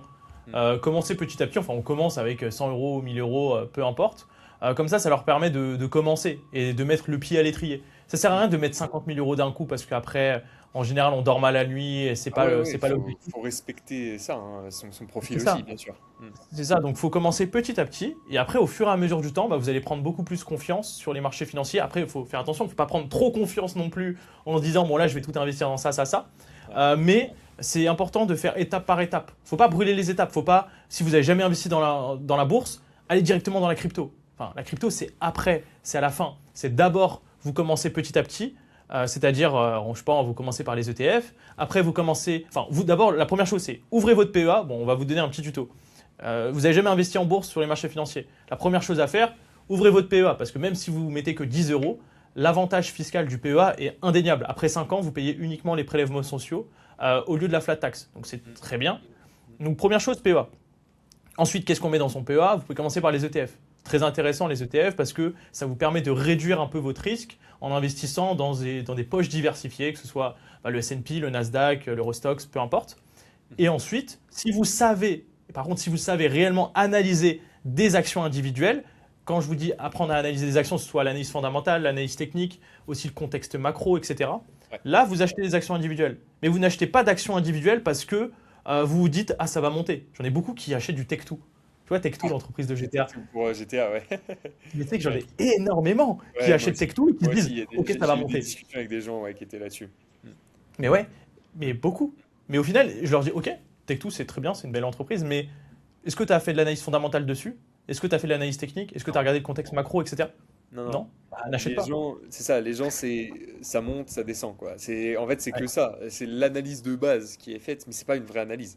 On connaît pas l'entreprise derrière, on sait pas la gestion, on connaît pas les fondamentaux de l'entreprise, comme tu as dit, les bilans, etc. Ça n'a pas été analysé, la croissance du chiffre Mm. d'affaires qui est la base, tu vois, aucune idée. Donc, moi, je suis d'accord avec toi, et moi, tu vois, je l'appelle très souvent, pour faire simple, c'est en fait l'approche cœur satellite. Cœur satellite, Ok? une approche très classique de la gestion de patrimoine. Cœur de portefeuille, la majorité, la grosse majorité, on va dire, sur, comme tu l'as dit, une base diversifiée d'ETF. Voilà, bien diversifiée d'un point de vue géographique, pour Ouais. toucher, on va dire, les grandes capes internationales. Et ensuite, effectivement, la partie satellite, c'est un peu les 20%, tu vois, où c'est là où tu vas faire un petit peu ce que tu veux. Et là, tu peux aller soit cibler du sectoriel, parce que tu as des convictions parce que tu bosses dans une certaine entreprise ou dans un certain secteur et peut-être que tu as un peu plus d'informations que la moyenne et dans ce cas-là, tu peux positionner sur du sectoriel. Attention, sur certains sectoriels, c'est quand même un peu plus coûteux aussi, même si on reste sur de l'ETF, mais ça peut être un peu plus coûteux à la réplication. Ou alors aller sur de l'actions individuelles, une petite poche d'actions individuelles. Alors je sais pas combien tu préconises toi en termes de diversification d'actions individuelles quand tu te positionnes. Ça peut être voilà, 5, 6, 7 actions individuelles, une dizaine grand maximum, je pense, dans la gestion. Si tu fais une vraie bonne analyse fondamentale, aller sur plus derrière, ça demande quand même plus de compétences, plus de temps, peut-être aussi. Tout dépend de ce Ouais. que les gens veulent faire. Je dis pas que la poche En fait, satellite, ça elle est dépend vraiment du. obligatoire, tu vois. Elle n'est pas forcément obligatoire. On peut rester sur du 100% cœur, rester en gestion passive et retourner vaquer à ses occupations. Par contre, si on veut vraiment se plonger un peu plus et faire les choses correctement, là, on apprend l'analyse fondamentale, on apprend à calculer les ratios de base, on regarde, Mm. c'était pour donner un peu l'approche. Et je disais que c'était pas obligatoire, ça dépendait, tu vois, vraiment des goûts, des couleurs de chacun, quoi, en Ah, fait. ok, Ouais. ouais. Bah, c'est ça, exactement. Après, au niveau de la répartition de ce que tu parlais un peu tout à l'heure, Mm. tout dépend, je dirais, du profil de risque. Comme tu disais, en fait, c'est que c'est pas obligatoire. Ouais. Si quelqu'un est plus à même à prendre du risque, bah, peut-être mettre un peu plus d'actions individuelles, si bien évidemment il sait analyser des actions avant cela, et pourquoi pas rajouter une poche crypto.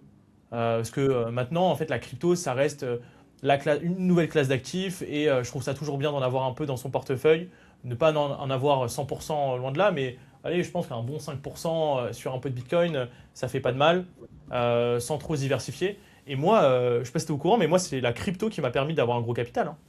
Ouais, je crois que j'avais suivi un peu l'histoire Ouais, à ce sujet. Mais t'avais aussi pardon, perdu, tu mais m'avais dit. 100%. Ouais, mais moi, j'ai perdu beaucoup en crypto. J'ai Ouais, perdu, je crois, entre 50 et 60 000 euros ok. en crypto. Donc, j'ai perdu énormément. Donc, Ouais. j'étais monté de 2 000 à 50 000 euros, 60 000 euros. Ensuite, j'avais tout perdu. Il me restait 1 000 euros.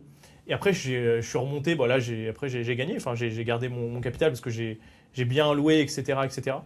Donc ça m'a permis d'acheter un peu quelques appartements avec le cash out que j'ai fait. Et ouais, la crypto, c'est bien. En fait, c'est ce qui vous permet, je dirais, si vous avez un petit capital, de faire un énorme multiple. Parce que c'est. Mais maintenant, ça devient un peu moins. Enfin, c'est beaucoup plus connu maintenant la crypto que lorsque moi j'avais commencé.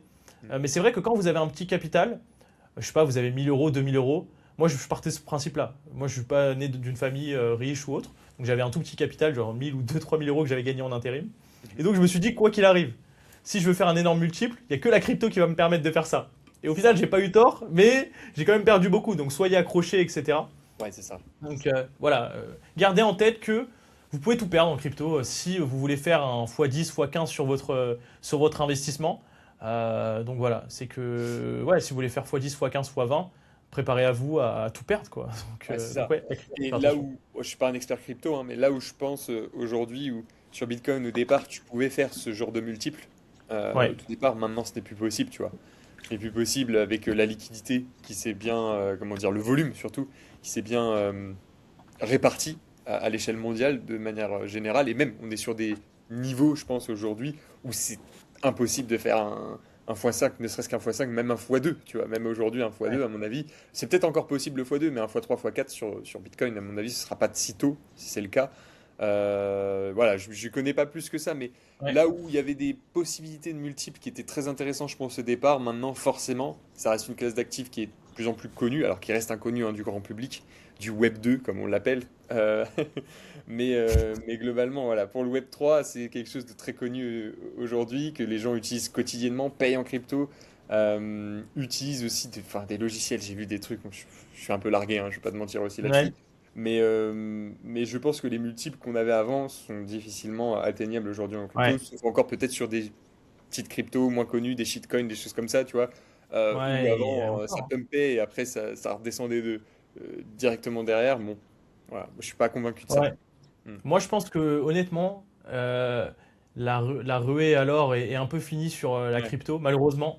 Parce que je pense que les belles époques, c'était 2017, ouais, 2018, ouais, je pense que c'était les débuts, avant le hein. bull run de 2017-2018, après il y avait le bear market, enfin, toute cette partie-là. Mais je pense que là, ce dernier bull market qu'on a eu en 2025, donc le bull market, c'est le marché haussier, où le BTC est monté à 125 000, Hmm. bah, ça a un peu mis une claque, un peu, j'ai l'impression, sur le marché crypto, parce que ce qui s'est passé sur ce marché haussier, c'est qu'il n'y a que le Bitcoin qui a monté, et un peu Solana et un peu BNB, mais toutes les autres cryptos n'ont pas trop monté. Pour ceux qui ont de l'Ethereum, par exemple, bah, ça n'a pas tellement monté. C'est allé jusqu'à 4800 $, mais Ouais, ça n'a pas été jusqu'à 8000, 9000, 10 000, comme ce qu'on pouvait entendre. Même moi, je pensais que ça allait aller à 9, 10 000, enfin 100%, ouais, mais au final, non.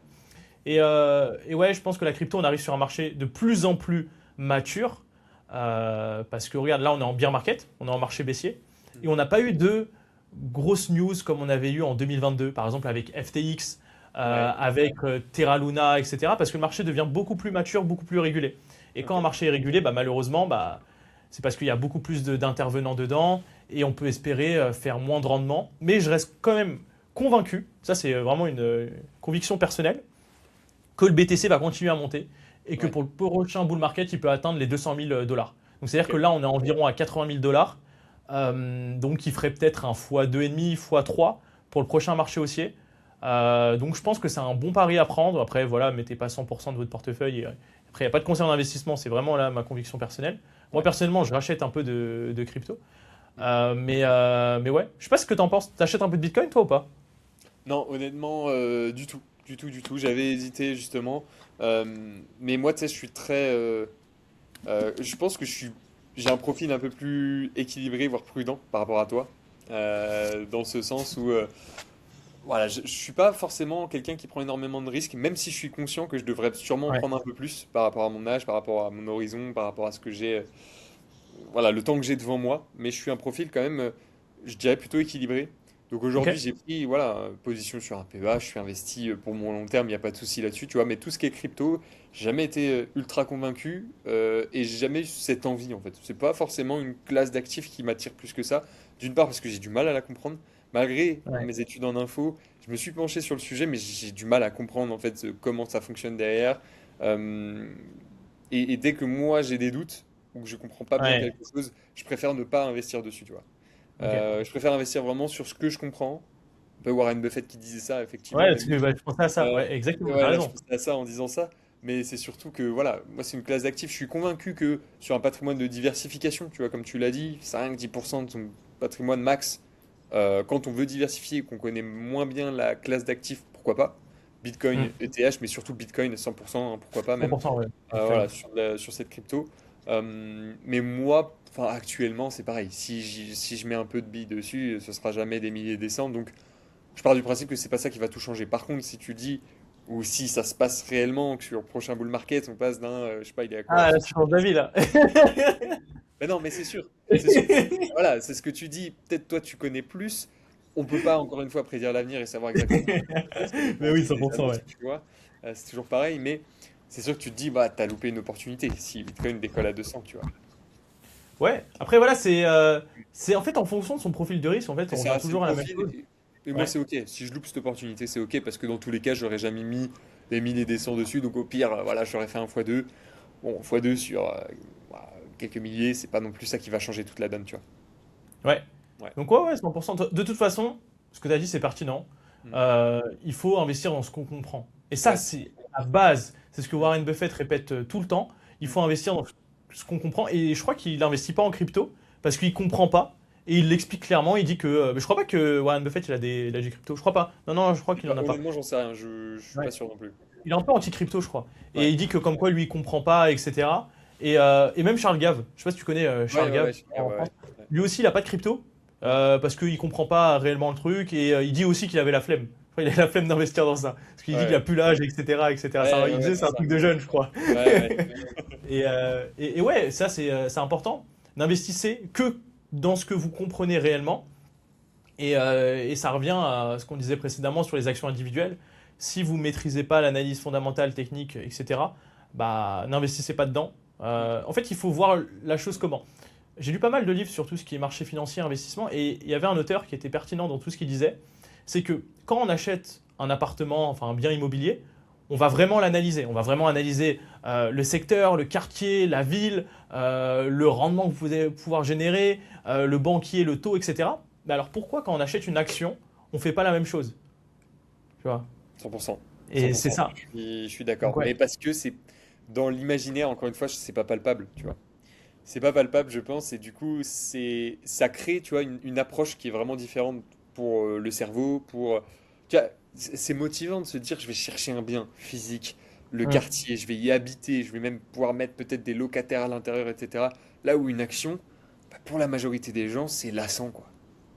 C'est quoi? C'est un titre de propriété d'une entreprise. Cette entreprise, je la connais de près ou de loin. Je sais pas comment ça se passe. Je sais pas les locaux. J'ai jamais visité. Mm. Alors que je pense que si on investissait en se disant, je vais visiter les locaux, je vais comprendre, je vais discuter avec les gens en interne, etc. Rien à voir. Et pour faire ça, il faut pas être monsieur et madame tout le monde, tu vois. C'est ça aussi. Ouais. Je pense qu'aujourd'hui, ceux qui ont ces accès-là, c'est des gens qui ont une certaine notoriété, qui sont connus dans le milieu ou qui participent réellement dans la vie de l'entreprise, plutôt que quelqu'un qui achète une action de l'entreprise, tu vois. Mm. Ouais, non, mais Donc 100%. c'est sûr que c'est pas pareil. Quelqu'un qui investit en action, qui fait partie du board d'administration de l'entreprise ou qui participe vraiment à l'AG, qui va sur place, etc. Enfin, tu vois, ça n'a rien à voir dans la vie de l'entreprise qu'un investisseur particulier qui fait ça derrière son PC en train de suivre un graphique. Ouais.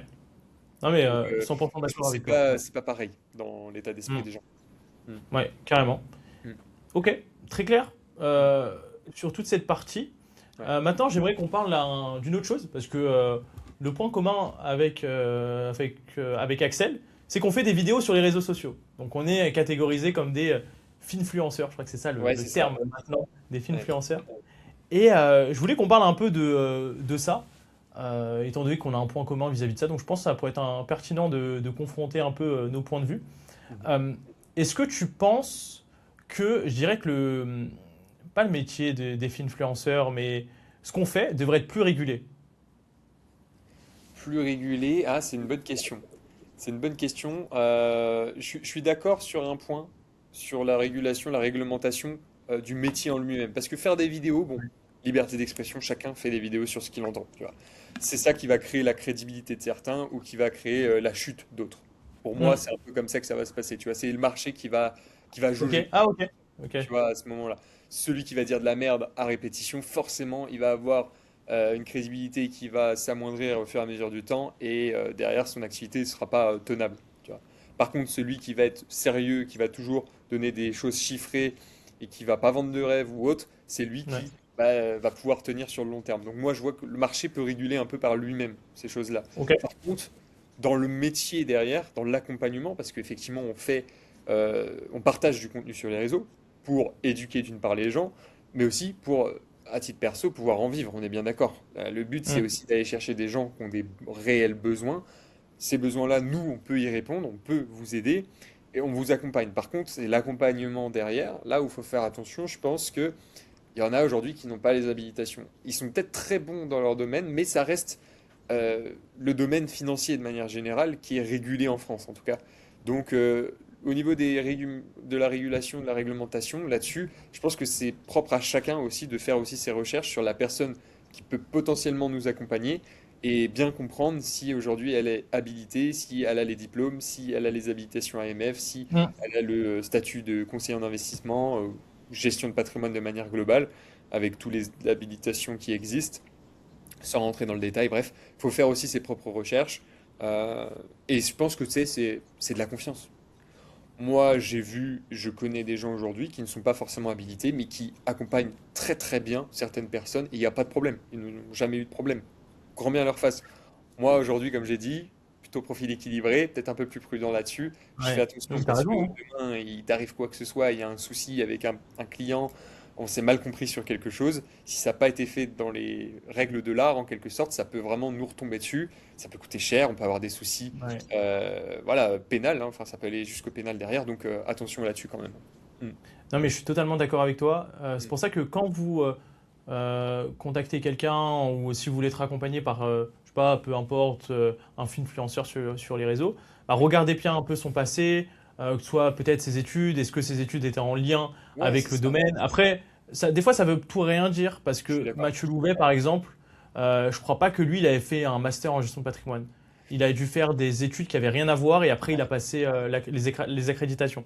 Donc, Ouais, après, pour moi, il y a un truc qui est ultra important, c'est regarder si la personne est- peut vous donner du conseil personnalisé. C'est-à-dire que pour vous donner du conseil personnalisé et 100% personnalisé en France, il faut avoir l'ORIAS. Donc, c'est l'organisme qui nous permet de donner du conseil personnalisé. Et pour cela, on doit adhérer à une chambre, donc la chambre du conseil, enfin des conseillers en gestion Et de il y en a patrimoine. plusieurs, Il y en a effectivement. 3 ou 4, je crois. Ouais, Euh, moi j'en ai 4 en tête, ouais. Il y en a peut-être plus, mais il y en a 4, je crois. ouais, je Ouais, sais plus. ouais. Dans lequel on paye un abonnement chaque année. Bah, les plus connus, c'est voilà, Chambre nationale des conseillers en experts La financiers, CNCGP, ouais. CNCEF, Ouais, et la CNCGP, du ouais, coup, effectivement, conseiller gestion de patrimoine, c'est les deux plus connus. Il y a l'ANACOFI qui existe aussi, ouais, et il y en a exactement. une que j'ai découvert il n'y a pas longtemps, j'ai plus le nom, mais qui est un peu moins connue. Ok. Donc, ouais, on va dire qu'il y en a trois principalement. Ouais. C'est ça. Et du coup, voilà, pour donner du conseil personnalisé, c'est-à-dire que si voilà, votre conseiller, vous voulez l'avoir en one-one, c'est-à-dire qui vous donne du conseil sur votre situation, par exemple, vous avez ça, ça, ça, ça, ça, ça, là, il faut l'ORIAS. C'est non négociable. Après, si vous voulez, par exemple, suivre une formation dans laquelle il n'y aura pas de conseil personnalisé, Ah. bah là, le conseiller n'a pas forcément besoin d'avoir l'ORIAS. Hmm. Il a juste besoin d'avoir, je sais pas, une entreprise dans laquelle il vend des formations en ligne. Par contre, retenez bien qu'il ne pourra pas vous donner du conseil personnalisé. C'est Et ça. si il vous vend du conseil personnalisé alors qu'il n'a pas l'ORIAS, bah, il n'a pas le droit. Il n'a pas le droit. Après, c'est lui et son problème. Enfin, Voilà, je n'ai pas là exactement. pour crier sur qui que ce soit, mais voilà, Ouais. faut faire attention par rapport à ça. Et ouais. Donc, mais Donc voilà, pour ouais, revenir sur ce que tu disais, c'est ça. Moi, le contenu que les gens partagent, grand bien leur face. Réguler ça, je trouve pas ça pertinent. Parce qu'il y aura toujours des choses à dire et je pense que c'est la liberté d'expression. Par contre, oui, c'est ça. Faites bien attention sur qui vous tombez et est-ce qu'il a les habilitations adéquates pour vous aider. En tout cas, sur ce que vous recherchez, quoi, tout simplement. Mm. ouais, c'est ça. Et Voilà, après, moi, j'ai je sais envie de vous aujourd'hui, dire, tu vois, l'immobilier, ouais, voilà, je suis pas habilité. Immobilier, j'en fais pas. Je suis clair avec les personnes qui ont des besoins en IMO. S'il y a besoin, on passera par un intermédiaire, mais ce sera pas moi, tu vois. Voilà, hmm, aujourd'hui, j'ai décidé de me spécialiser justement sur la partie patrimoine financier.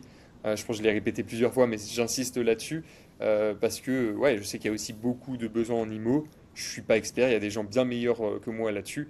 Donc je suis transparent et je pense que c'est le plus important d'être 100% transparent en fait et dire aux gens voilà, là je peux vous aider, là je ne peux pas.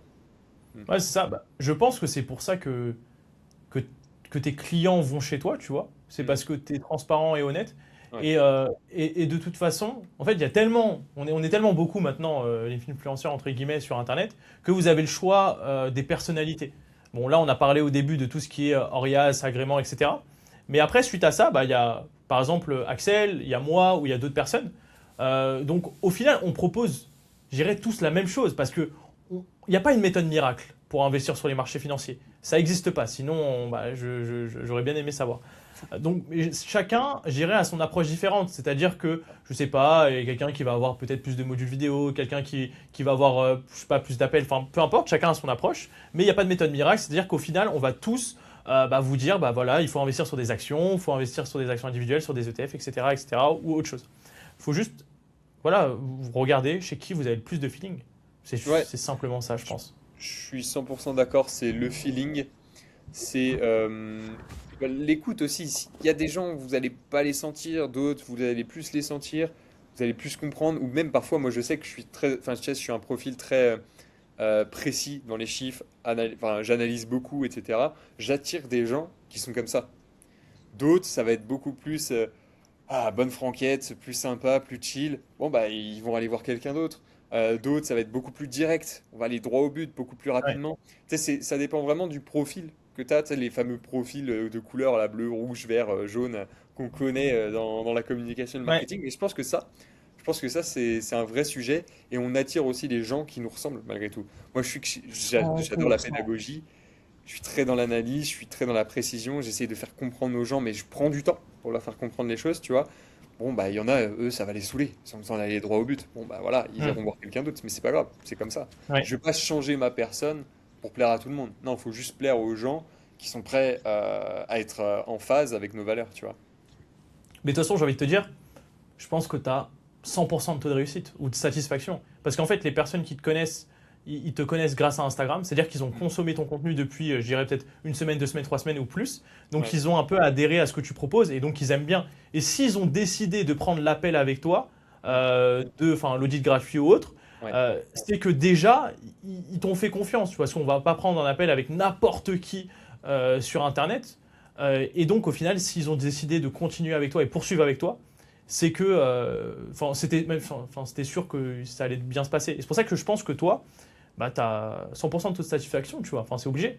Enfin, et en Ouais, plus, on ouais, n'a pas ouais, beaucoup, globalement, ça se des passe centaines bien. et des centaines de clients, tu vois. Ouais, ouais, c'est Donc, ça. Globalement, ça se passe très bien avec les clients. Il n'y a pas de souci. Il y a de bons retours. Les gens sont satisfaits. On avance. Euh, mais voilà, après, il y a toujours des choses à améliorer. Je pense aussi, malgré tout. Tu vois, mon accompagnement, au final, j'ai lancé juste après mes études. Donc, ça fait depuis septembre 2025. C'est pas énorme, hein. J'ai pas encore un énorme feedback, un énorme background, on va dire, dans le domaine. Donc, il y a toujours des choses à améliorer, à peaufiner, forcément.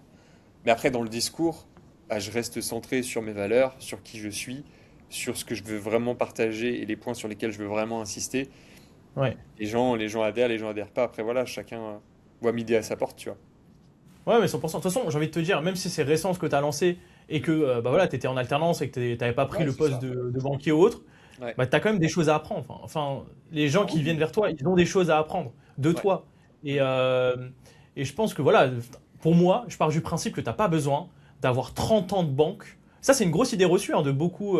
Pourquoi beaucoup de gens ne veulent pas se lancer dans peu importe le sujet, c'est qu'ils ont peur en fait du regard des autres et de se dire je suis pas assez crédible, tu vois. Ouais, c'est Pour moi, ça. tu n'as Manque pas de besoin. légitimité. C'est le Ouais, fameux de manque de légitimité. légitimité. Ouais, ouais, Exactement. Je ouais. pars du principe, tu n'as pas besoin d'avoir 20 ans ou 30 ans de banque pour créer un cabinet en gestion de patrimoine. Enfin, moi, j'ai eu que quelques années, j'ai créé mon cabinet et au final, tout se passe bien, mes clients sont satisfaits et tu Mm. n'as pas besoin d'avoir voilà, 20-30 ans. Et encore, j'ai envie de te dire, quand tu as 20 ans ou 30 ans de métier, bah, au final, tu es biaisé et tu vas être matrixé par tous les produits de la banque qu'on t'a proposés et au Ouais. final, tu ne seras pas flexible. Nous, la chance qu'on a, c'est qu'on est flexible, on est ouvert à tout. Et ça, c'est cool. Ouais, c'est ça. Il y a de ça et je pense aussi, enfin, vouloir être expert absolument au bout de, enfin, tu sais, tout connaître sur le bout des doigts, c'est pas Enfin, ça c'est qui t'aide. impossible. C'est pas forcément ça qui t'aide non plus, parce que du coup, tu vas te brider, tu vas te concentrer, tu vas être trop scolaire peut-être parfois aussi, tu vois. Et Mm. ça plaît pas forcément aux gens. Les gens aujourd'hui, ils sont pas forcément là pour notre expertise en tant que telle. Ils sont aussi là Mm. pour notre personne avant tout, tu vois. Qu'est-ce qu'on Mm. dégage, la confiance qu'on leur apporte a priori. Euh, et aujourd'hui, sur les réseaux aussi, c'est beaucoup ça, hein. On en entend beaucoup parler. Aujourd'hui, les gens achètent plus un accompagnement en tant que tel, ils achètent une image, une personne qui va vraiment pouvoir Ouais. les aider, les accompagner, les coacher dans ton cas, ou autre. Et derrière, effectivement, bon, faut qu'il y ait quand même l'expertise, sinon il n'y aura pas les résultats escomptés. Et C'est clair. derrière, on ne peut pas aller beaucoup plus loin. Mais moi, je Ouais. connais des gens qui ont bien moins d'expertise que nous aujourd'hui et qui performent mieux que nous. Tu vois? Mais parce que ils ont su aussi se mettre en avant, je pense, sur leur image, sur leur manière de paraître, sur ce qu'ils vont dire.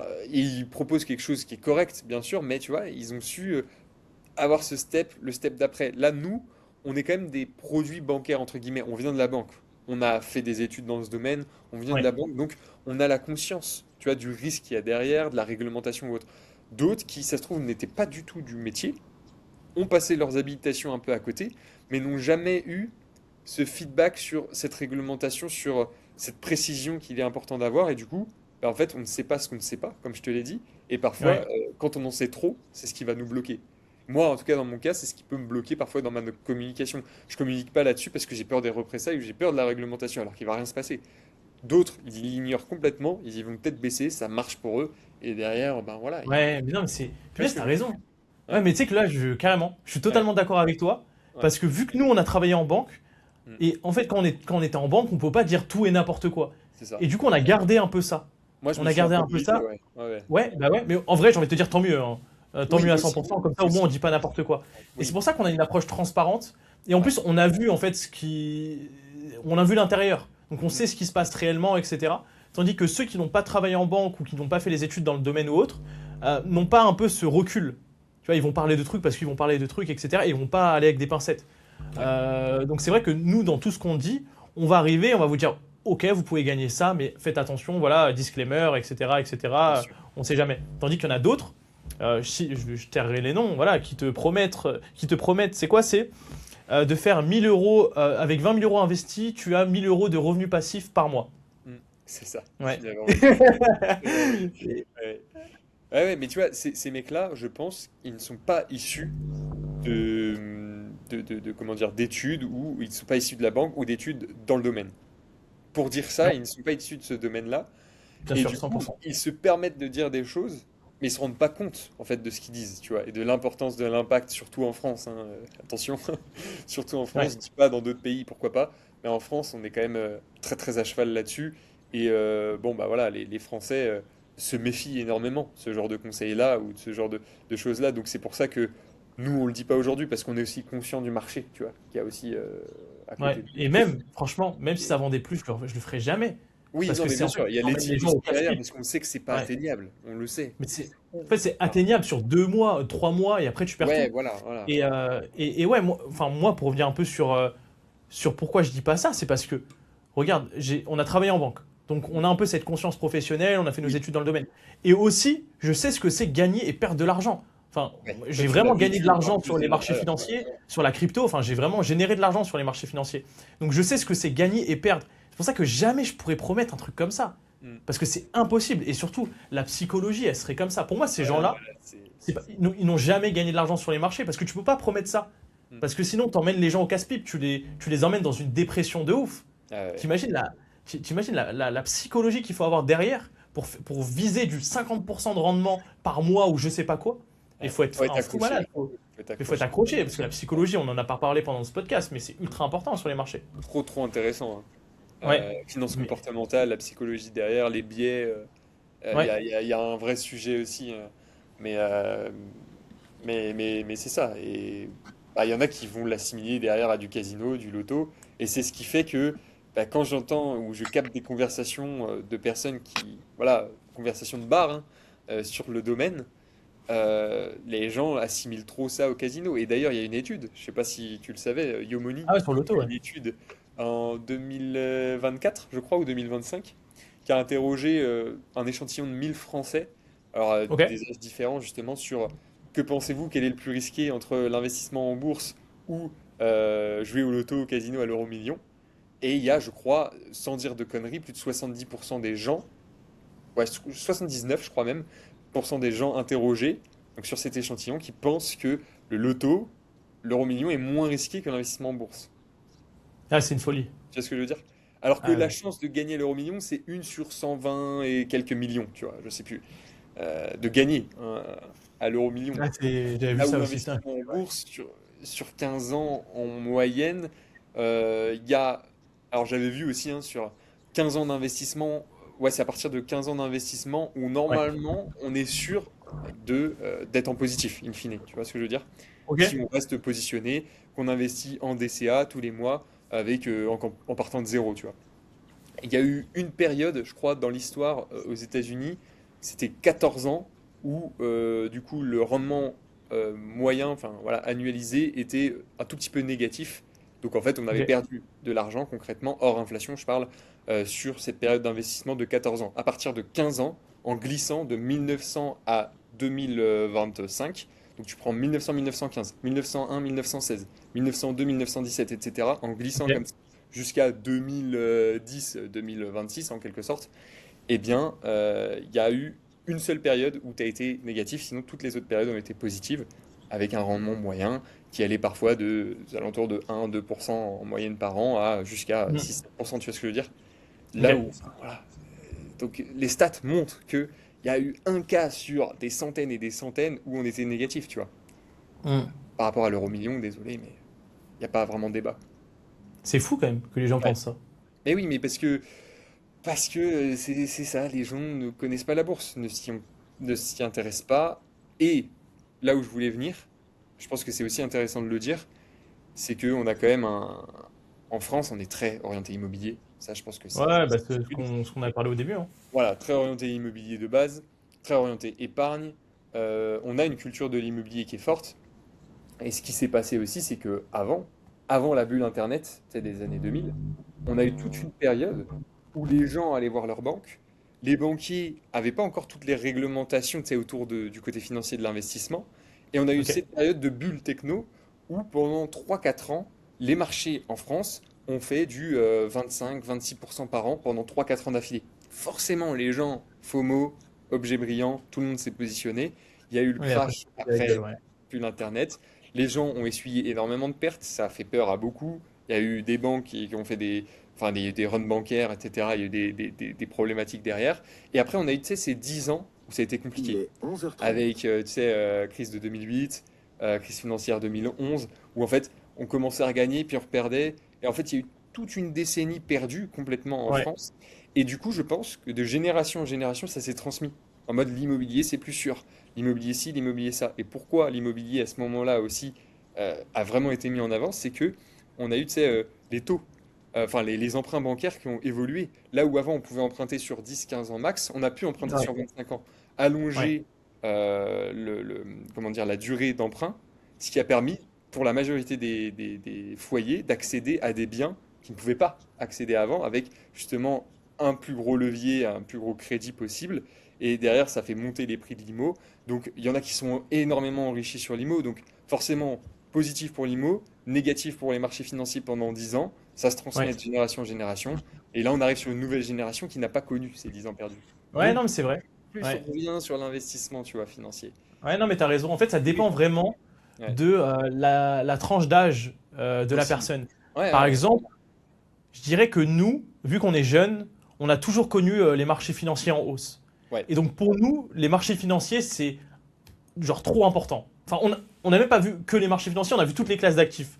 Mm. L'or, même l'immobilier. On a connu l'immobilier avec des taux à 1%, 1,5%, etc. Même les cryptos, enfin, toutes les classes d'actifs. Et c'est vrai que tu as raison qu'il y a, selon la tranche d'âge, par exemple, une personne qui avait, je dirais, 25 ans en 2000 ou 2001, Ouais. c'est-à-dire qu'elle a connu la hausse des valeurs technologiques, puis le crack. Le Et ça se trouve, crack, si elle a investi, elle a tout perdu, tu vois. c'est ça. Et pareil pour les subprimes. Les subprimes, le marché américain a perdu, je crois, 50 ou 60%. 40%, ouais, c'est Beaucoup de ça. banques ont fait faillite. Et comme tu disais, après, il y a eu la crise il y a eu la crise de De la toute la dette dette. européenne, etc. Et ce qui a Mm. expliqué pourquoi l'or avait explosé en 2010-2011. Et la Grèce a fait faillite. Ouais, Et ouais, 100%. En fait, tout dépend du contexte de chacun. c'est Et je ça. pense que c'est pour ça que nous, les jeunes, on est beaucoup plus sur les marchés financiers que les moins jeunes. En fait, tout dépend de votre tranche d'âge. Mais voilà, pour les moins jeunes qui regardent, je dirais, ce podcast, qui auront 40 ans, 50 ans, 60 ans, Mais euh, comme disait un peu Axel précédemment, sur le long terme, la bourse, bah, vous avez de grandes, grandes, grandes chances quand même de gagner si vous investissez intelligemment. c'est ça. Après, oui, il y a eu des décennies qui ont été difficiles, hein, 2000, 2001 jusqu'à 2012-2013, voire même 2015, où il y a eu quand même presque 10 ans où il s'est rien passé. Vous investissiez sur le Après, CAC c'est vraiment le 40. CAC 40, hein. Ouais, sur le CAC 40, ouais, bien sûr. Ouais. Ouais, je parle du C'est CAC pour ça 40. qu'il faut se diversifier, hein. Vous Ouais, ouais. diversifiez à l'étranger, là, il n'y a rien à dire. Parce que si vous aviez investi sur le S&P 500 ou autre, bah là, c'est différent. Parce que le marché avait explosé en 99, 98, 2000. Après, ça s'est effondré. Le marché a perdu 50% de sa valeur, même plus le Nasdaq, 80% de sa valeur. Ouais. Si vous étiez rentré en 2002 ou 2003, je crois, au point bas, bah là, vous avez fait des multiples de malades. Mais après, il fallait Ah, ces rentrer à ce résultats, moment-là. après, là, C'est ces dur, hein. résultats en tête, c'est ça, c'est difficile, tu vois. Ah, De c'est dur, prédire hein. qu'à ce moment-là, Mais c'était le bon moment pour rentrer, j'imagine qu'il y en a très peu qui l'ont fait. Mais c'est vrai, faut quand même voir que derrière une crise, très souvent, la période de bear market est plus courte, on va dire moins... Ouais, c'est plus courte que la période de bull market qui peut en suivre. Et quand on regarde le schéma, tu sais, sur 100 ans, c'est assez impressionnant quand même, hein.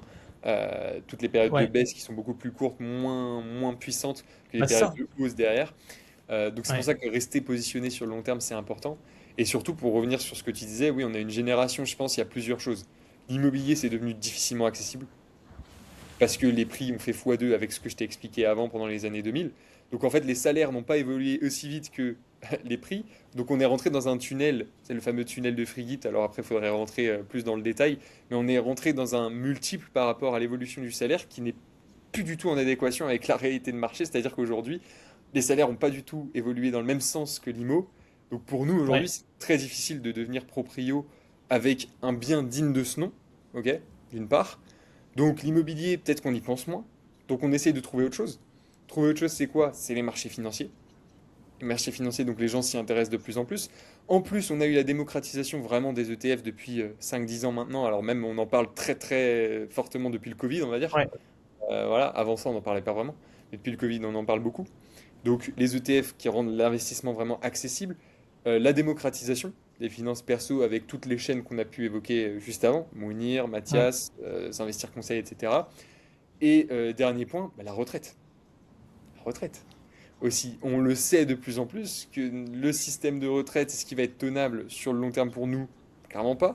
Quand on sait qu'avant on avait 4 actifs pour un retraité, maintenant on est plutôt aux alentours de Ouais. 1, et des brouettes. Je sais plus, je crois que horizon 2030 ou 2040, on sera à 1,3, 1,4 actifs pour un retraité. Bon, ce qui fait que le système de retraite est de plus en plus difficile. L'âge de départ à la retraite va sûrement continuer d'augmenter. Bref, si nous on veut partir à la retraite en marchant, en quelque sorte, si je puis dire, tu vois, Ouais. il faut qu'on se crée notre retraite par capitalisation. Donc on n'a plus Ouais, y a vraiment pas le le choix, hein. choix. Tu vois, on n'a plus vraiment le choix et c'est là où on revient sur bah, la logique des pays anglo-saxons. Où eux, c'est comme ça qu'ils fonctionnent aujourd'hui, ils se posent pas de questions, ils investissent depuis le plus jeune âge, en tout cas à partir du moment où ils peuvent le faire, tu vois. Donc c'est pour ça, c'est tous ces éléments-là qui font que on est de plus en plus bah, voilà, à même d'investir. Et dernier élément que j'ai pas cité, et après je te laisse la parole, Ouais. c'est vraiment, tu sais, les fintech. Les fintech, toute la digitalisation qui a rendu ça hyper accessible. Depuis un téléphone, t'ouvres ton PEA, t'investis sur un ETF en deux trois clics, t'es investi, tu vois. Là où Ouais, avant, on le dit pas, hein, mais il fallait voir son banquier, il fallait passer des ordres papier, c'était long, c'était ah, la galère. fastidieux, c'était réservé à des élites en quelque sorte, tu vois, enfin à l'élite entre guillemets. Mm. Là où maintenant, bon bah monsieur et madame tout le monde demain ouvre son compte avec une pièce d'identité valide, un justificatif de domicile, dépose 50 balles et investit, tu Ouais. vois. Donc tout est devenu vraiment accessible depuis chez nous rapidement et c'est ce Mm. qui a fait que bah, ça a développé vraiment cette culture de l'investissement chez les jeunes notamment. Ouais, c'est clair. Bah, je dirais que c'est un peu quand même Trade Republic qui a un peu lancé le truc Oui, aussi, aussi, en oui. rendant ça vraiment beaucoup plus accessible avec vous pouvez acheter vos ETF avec 10 euros ou 15 euros, quelque chose comme ça. Et c'est vrai que ça a promu un peu bah, cette partie-là, donc les marchés financiers. Ouais. Et ce que tu disais en plus tout à l'heure qui était pertinent sur. Je vais revenir sur ce que tu disais sur l'immobilier, Mm. nous les jeunes, on n'achète plus trop d'immobilier. Ouais. Pourquoi aussi, je pense, c'est parce que on est de plus en plus sur des. Enfin, nous les jeunes, on veut pas aller dans un CDI, tu vois. Enfin, Ouais. on veut plus. Ça, c'est un autre débat, mais on veut plus viser le CDI, etc. Parce que ça nous fait plus envie comme nos parents. Eux, c'était l'objectif premier, c'était le CDI, CDI, CDI. Ouais. Nous, on a envie de plus de liberté Mm. et on a envie de plus d'être flexible. C'est-à-dire de ne pas dépendre d'un bien immobilier, etc., etc. Parce que malheureusement, quand tu achètes un bien, bah, tu es bloqué, entre guillemets. Et donc, qu'est-ce qui peut apporter de la flexibilité quand on veut être flexible? C'est les marchés financiers. Parce que Ouais. les marchés financiers, vous pouvez vendre à tout moment. Après, si vous perdez, bah, peut-être que vous allez faire de la moins-value, mais Ouais. il n'y a que les marchés financiers qui vous permettent d'avoir de la flexibilité. Et donc, c'est pour ça que nous, les jeunes, on aime bien les marchés. On préfère les marchés à l'immobilier. Combien d'appels que j'ai fait avec des clients qui me disent non, moi, je ne veux pas faire d'immobilier, je vais faire que les marchés financiers, c'est moins de galère, etc. Ou même des gens qui ont fait de l'immobilier, qui vendent tout pour faire les marchés financiers, parce que c'est moins de galère. Donc ouais, ça arrive souvent. Mais en tout cas, voilà. Je pense que on a fait le tour sur le podcast. On a vraiment parlé de énormément de sujets, que ce soit sur notre expérience, sur l'assurance vie, etc., ou même des petits conseils à vous donner par rapport à ça, que ce soit aussi sur le métier de, entre guillemets, je ne sais pas si c'est un métier, mais influenceur, le fait que des personnes font des vidéos sur les réseaux sociaux. J'espère que ce podcast vous a plu.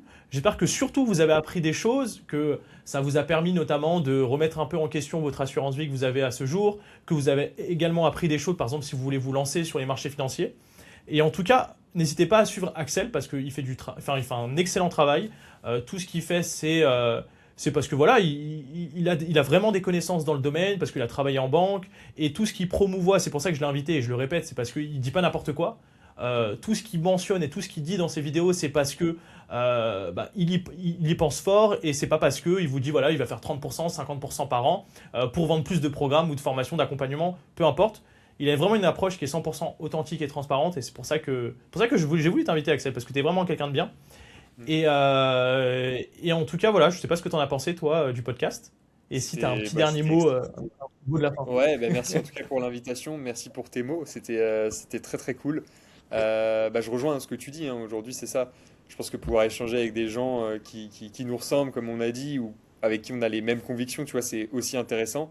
Parfois Ouais, pouvoir, tu vois, opposer les convictions, je trouve ça bien, mais aussi argumenter sur des points qui sont vraiment importants pour la vie des gens de manière générale, parce qu'on parle quand même des finances perso, ça reste hyper important. Je pense que C'était une très belle occasion. Donc merci en tout cas de ton invitation. Merci pour l'échange. Je pense qu'on aura Ouais, encore avec plaisir. des tonnes de choses à dire, mais peut-être que ça fera Ouais. l'office d'un autre podcast plus tard à Mais refaire ouais, dans trop tous bien. les cas. Ouais, En ouais. tout cas, j'espère que vous avez aimé ce podcast. N'hésitez pas à liker, commenter et partager. Et en tout cas, moi, je vais mettre tous les liens pour suivre Axel, que ce soit son compte Instagram. Et en tout cas, on se dit pour un prochain podcast. Allez, à plus. À plus.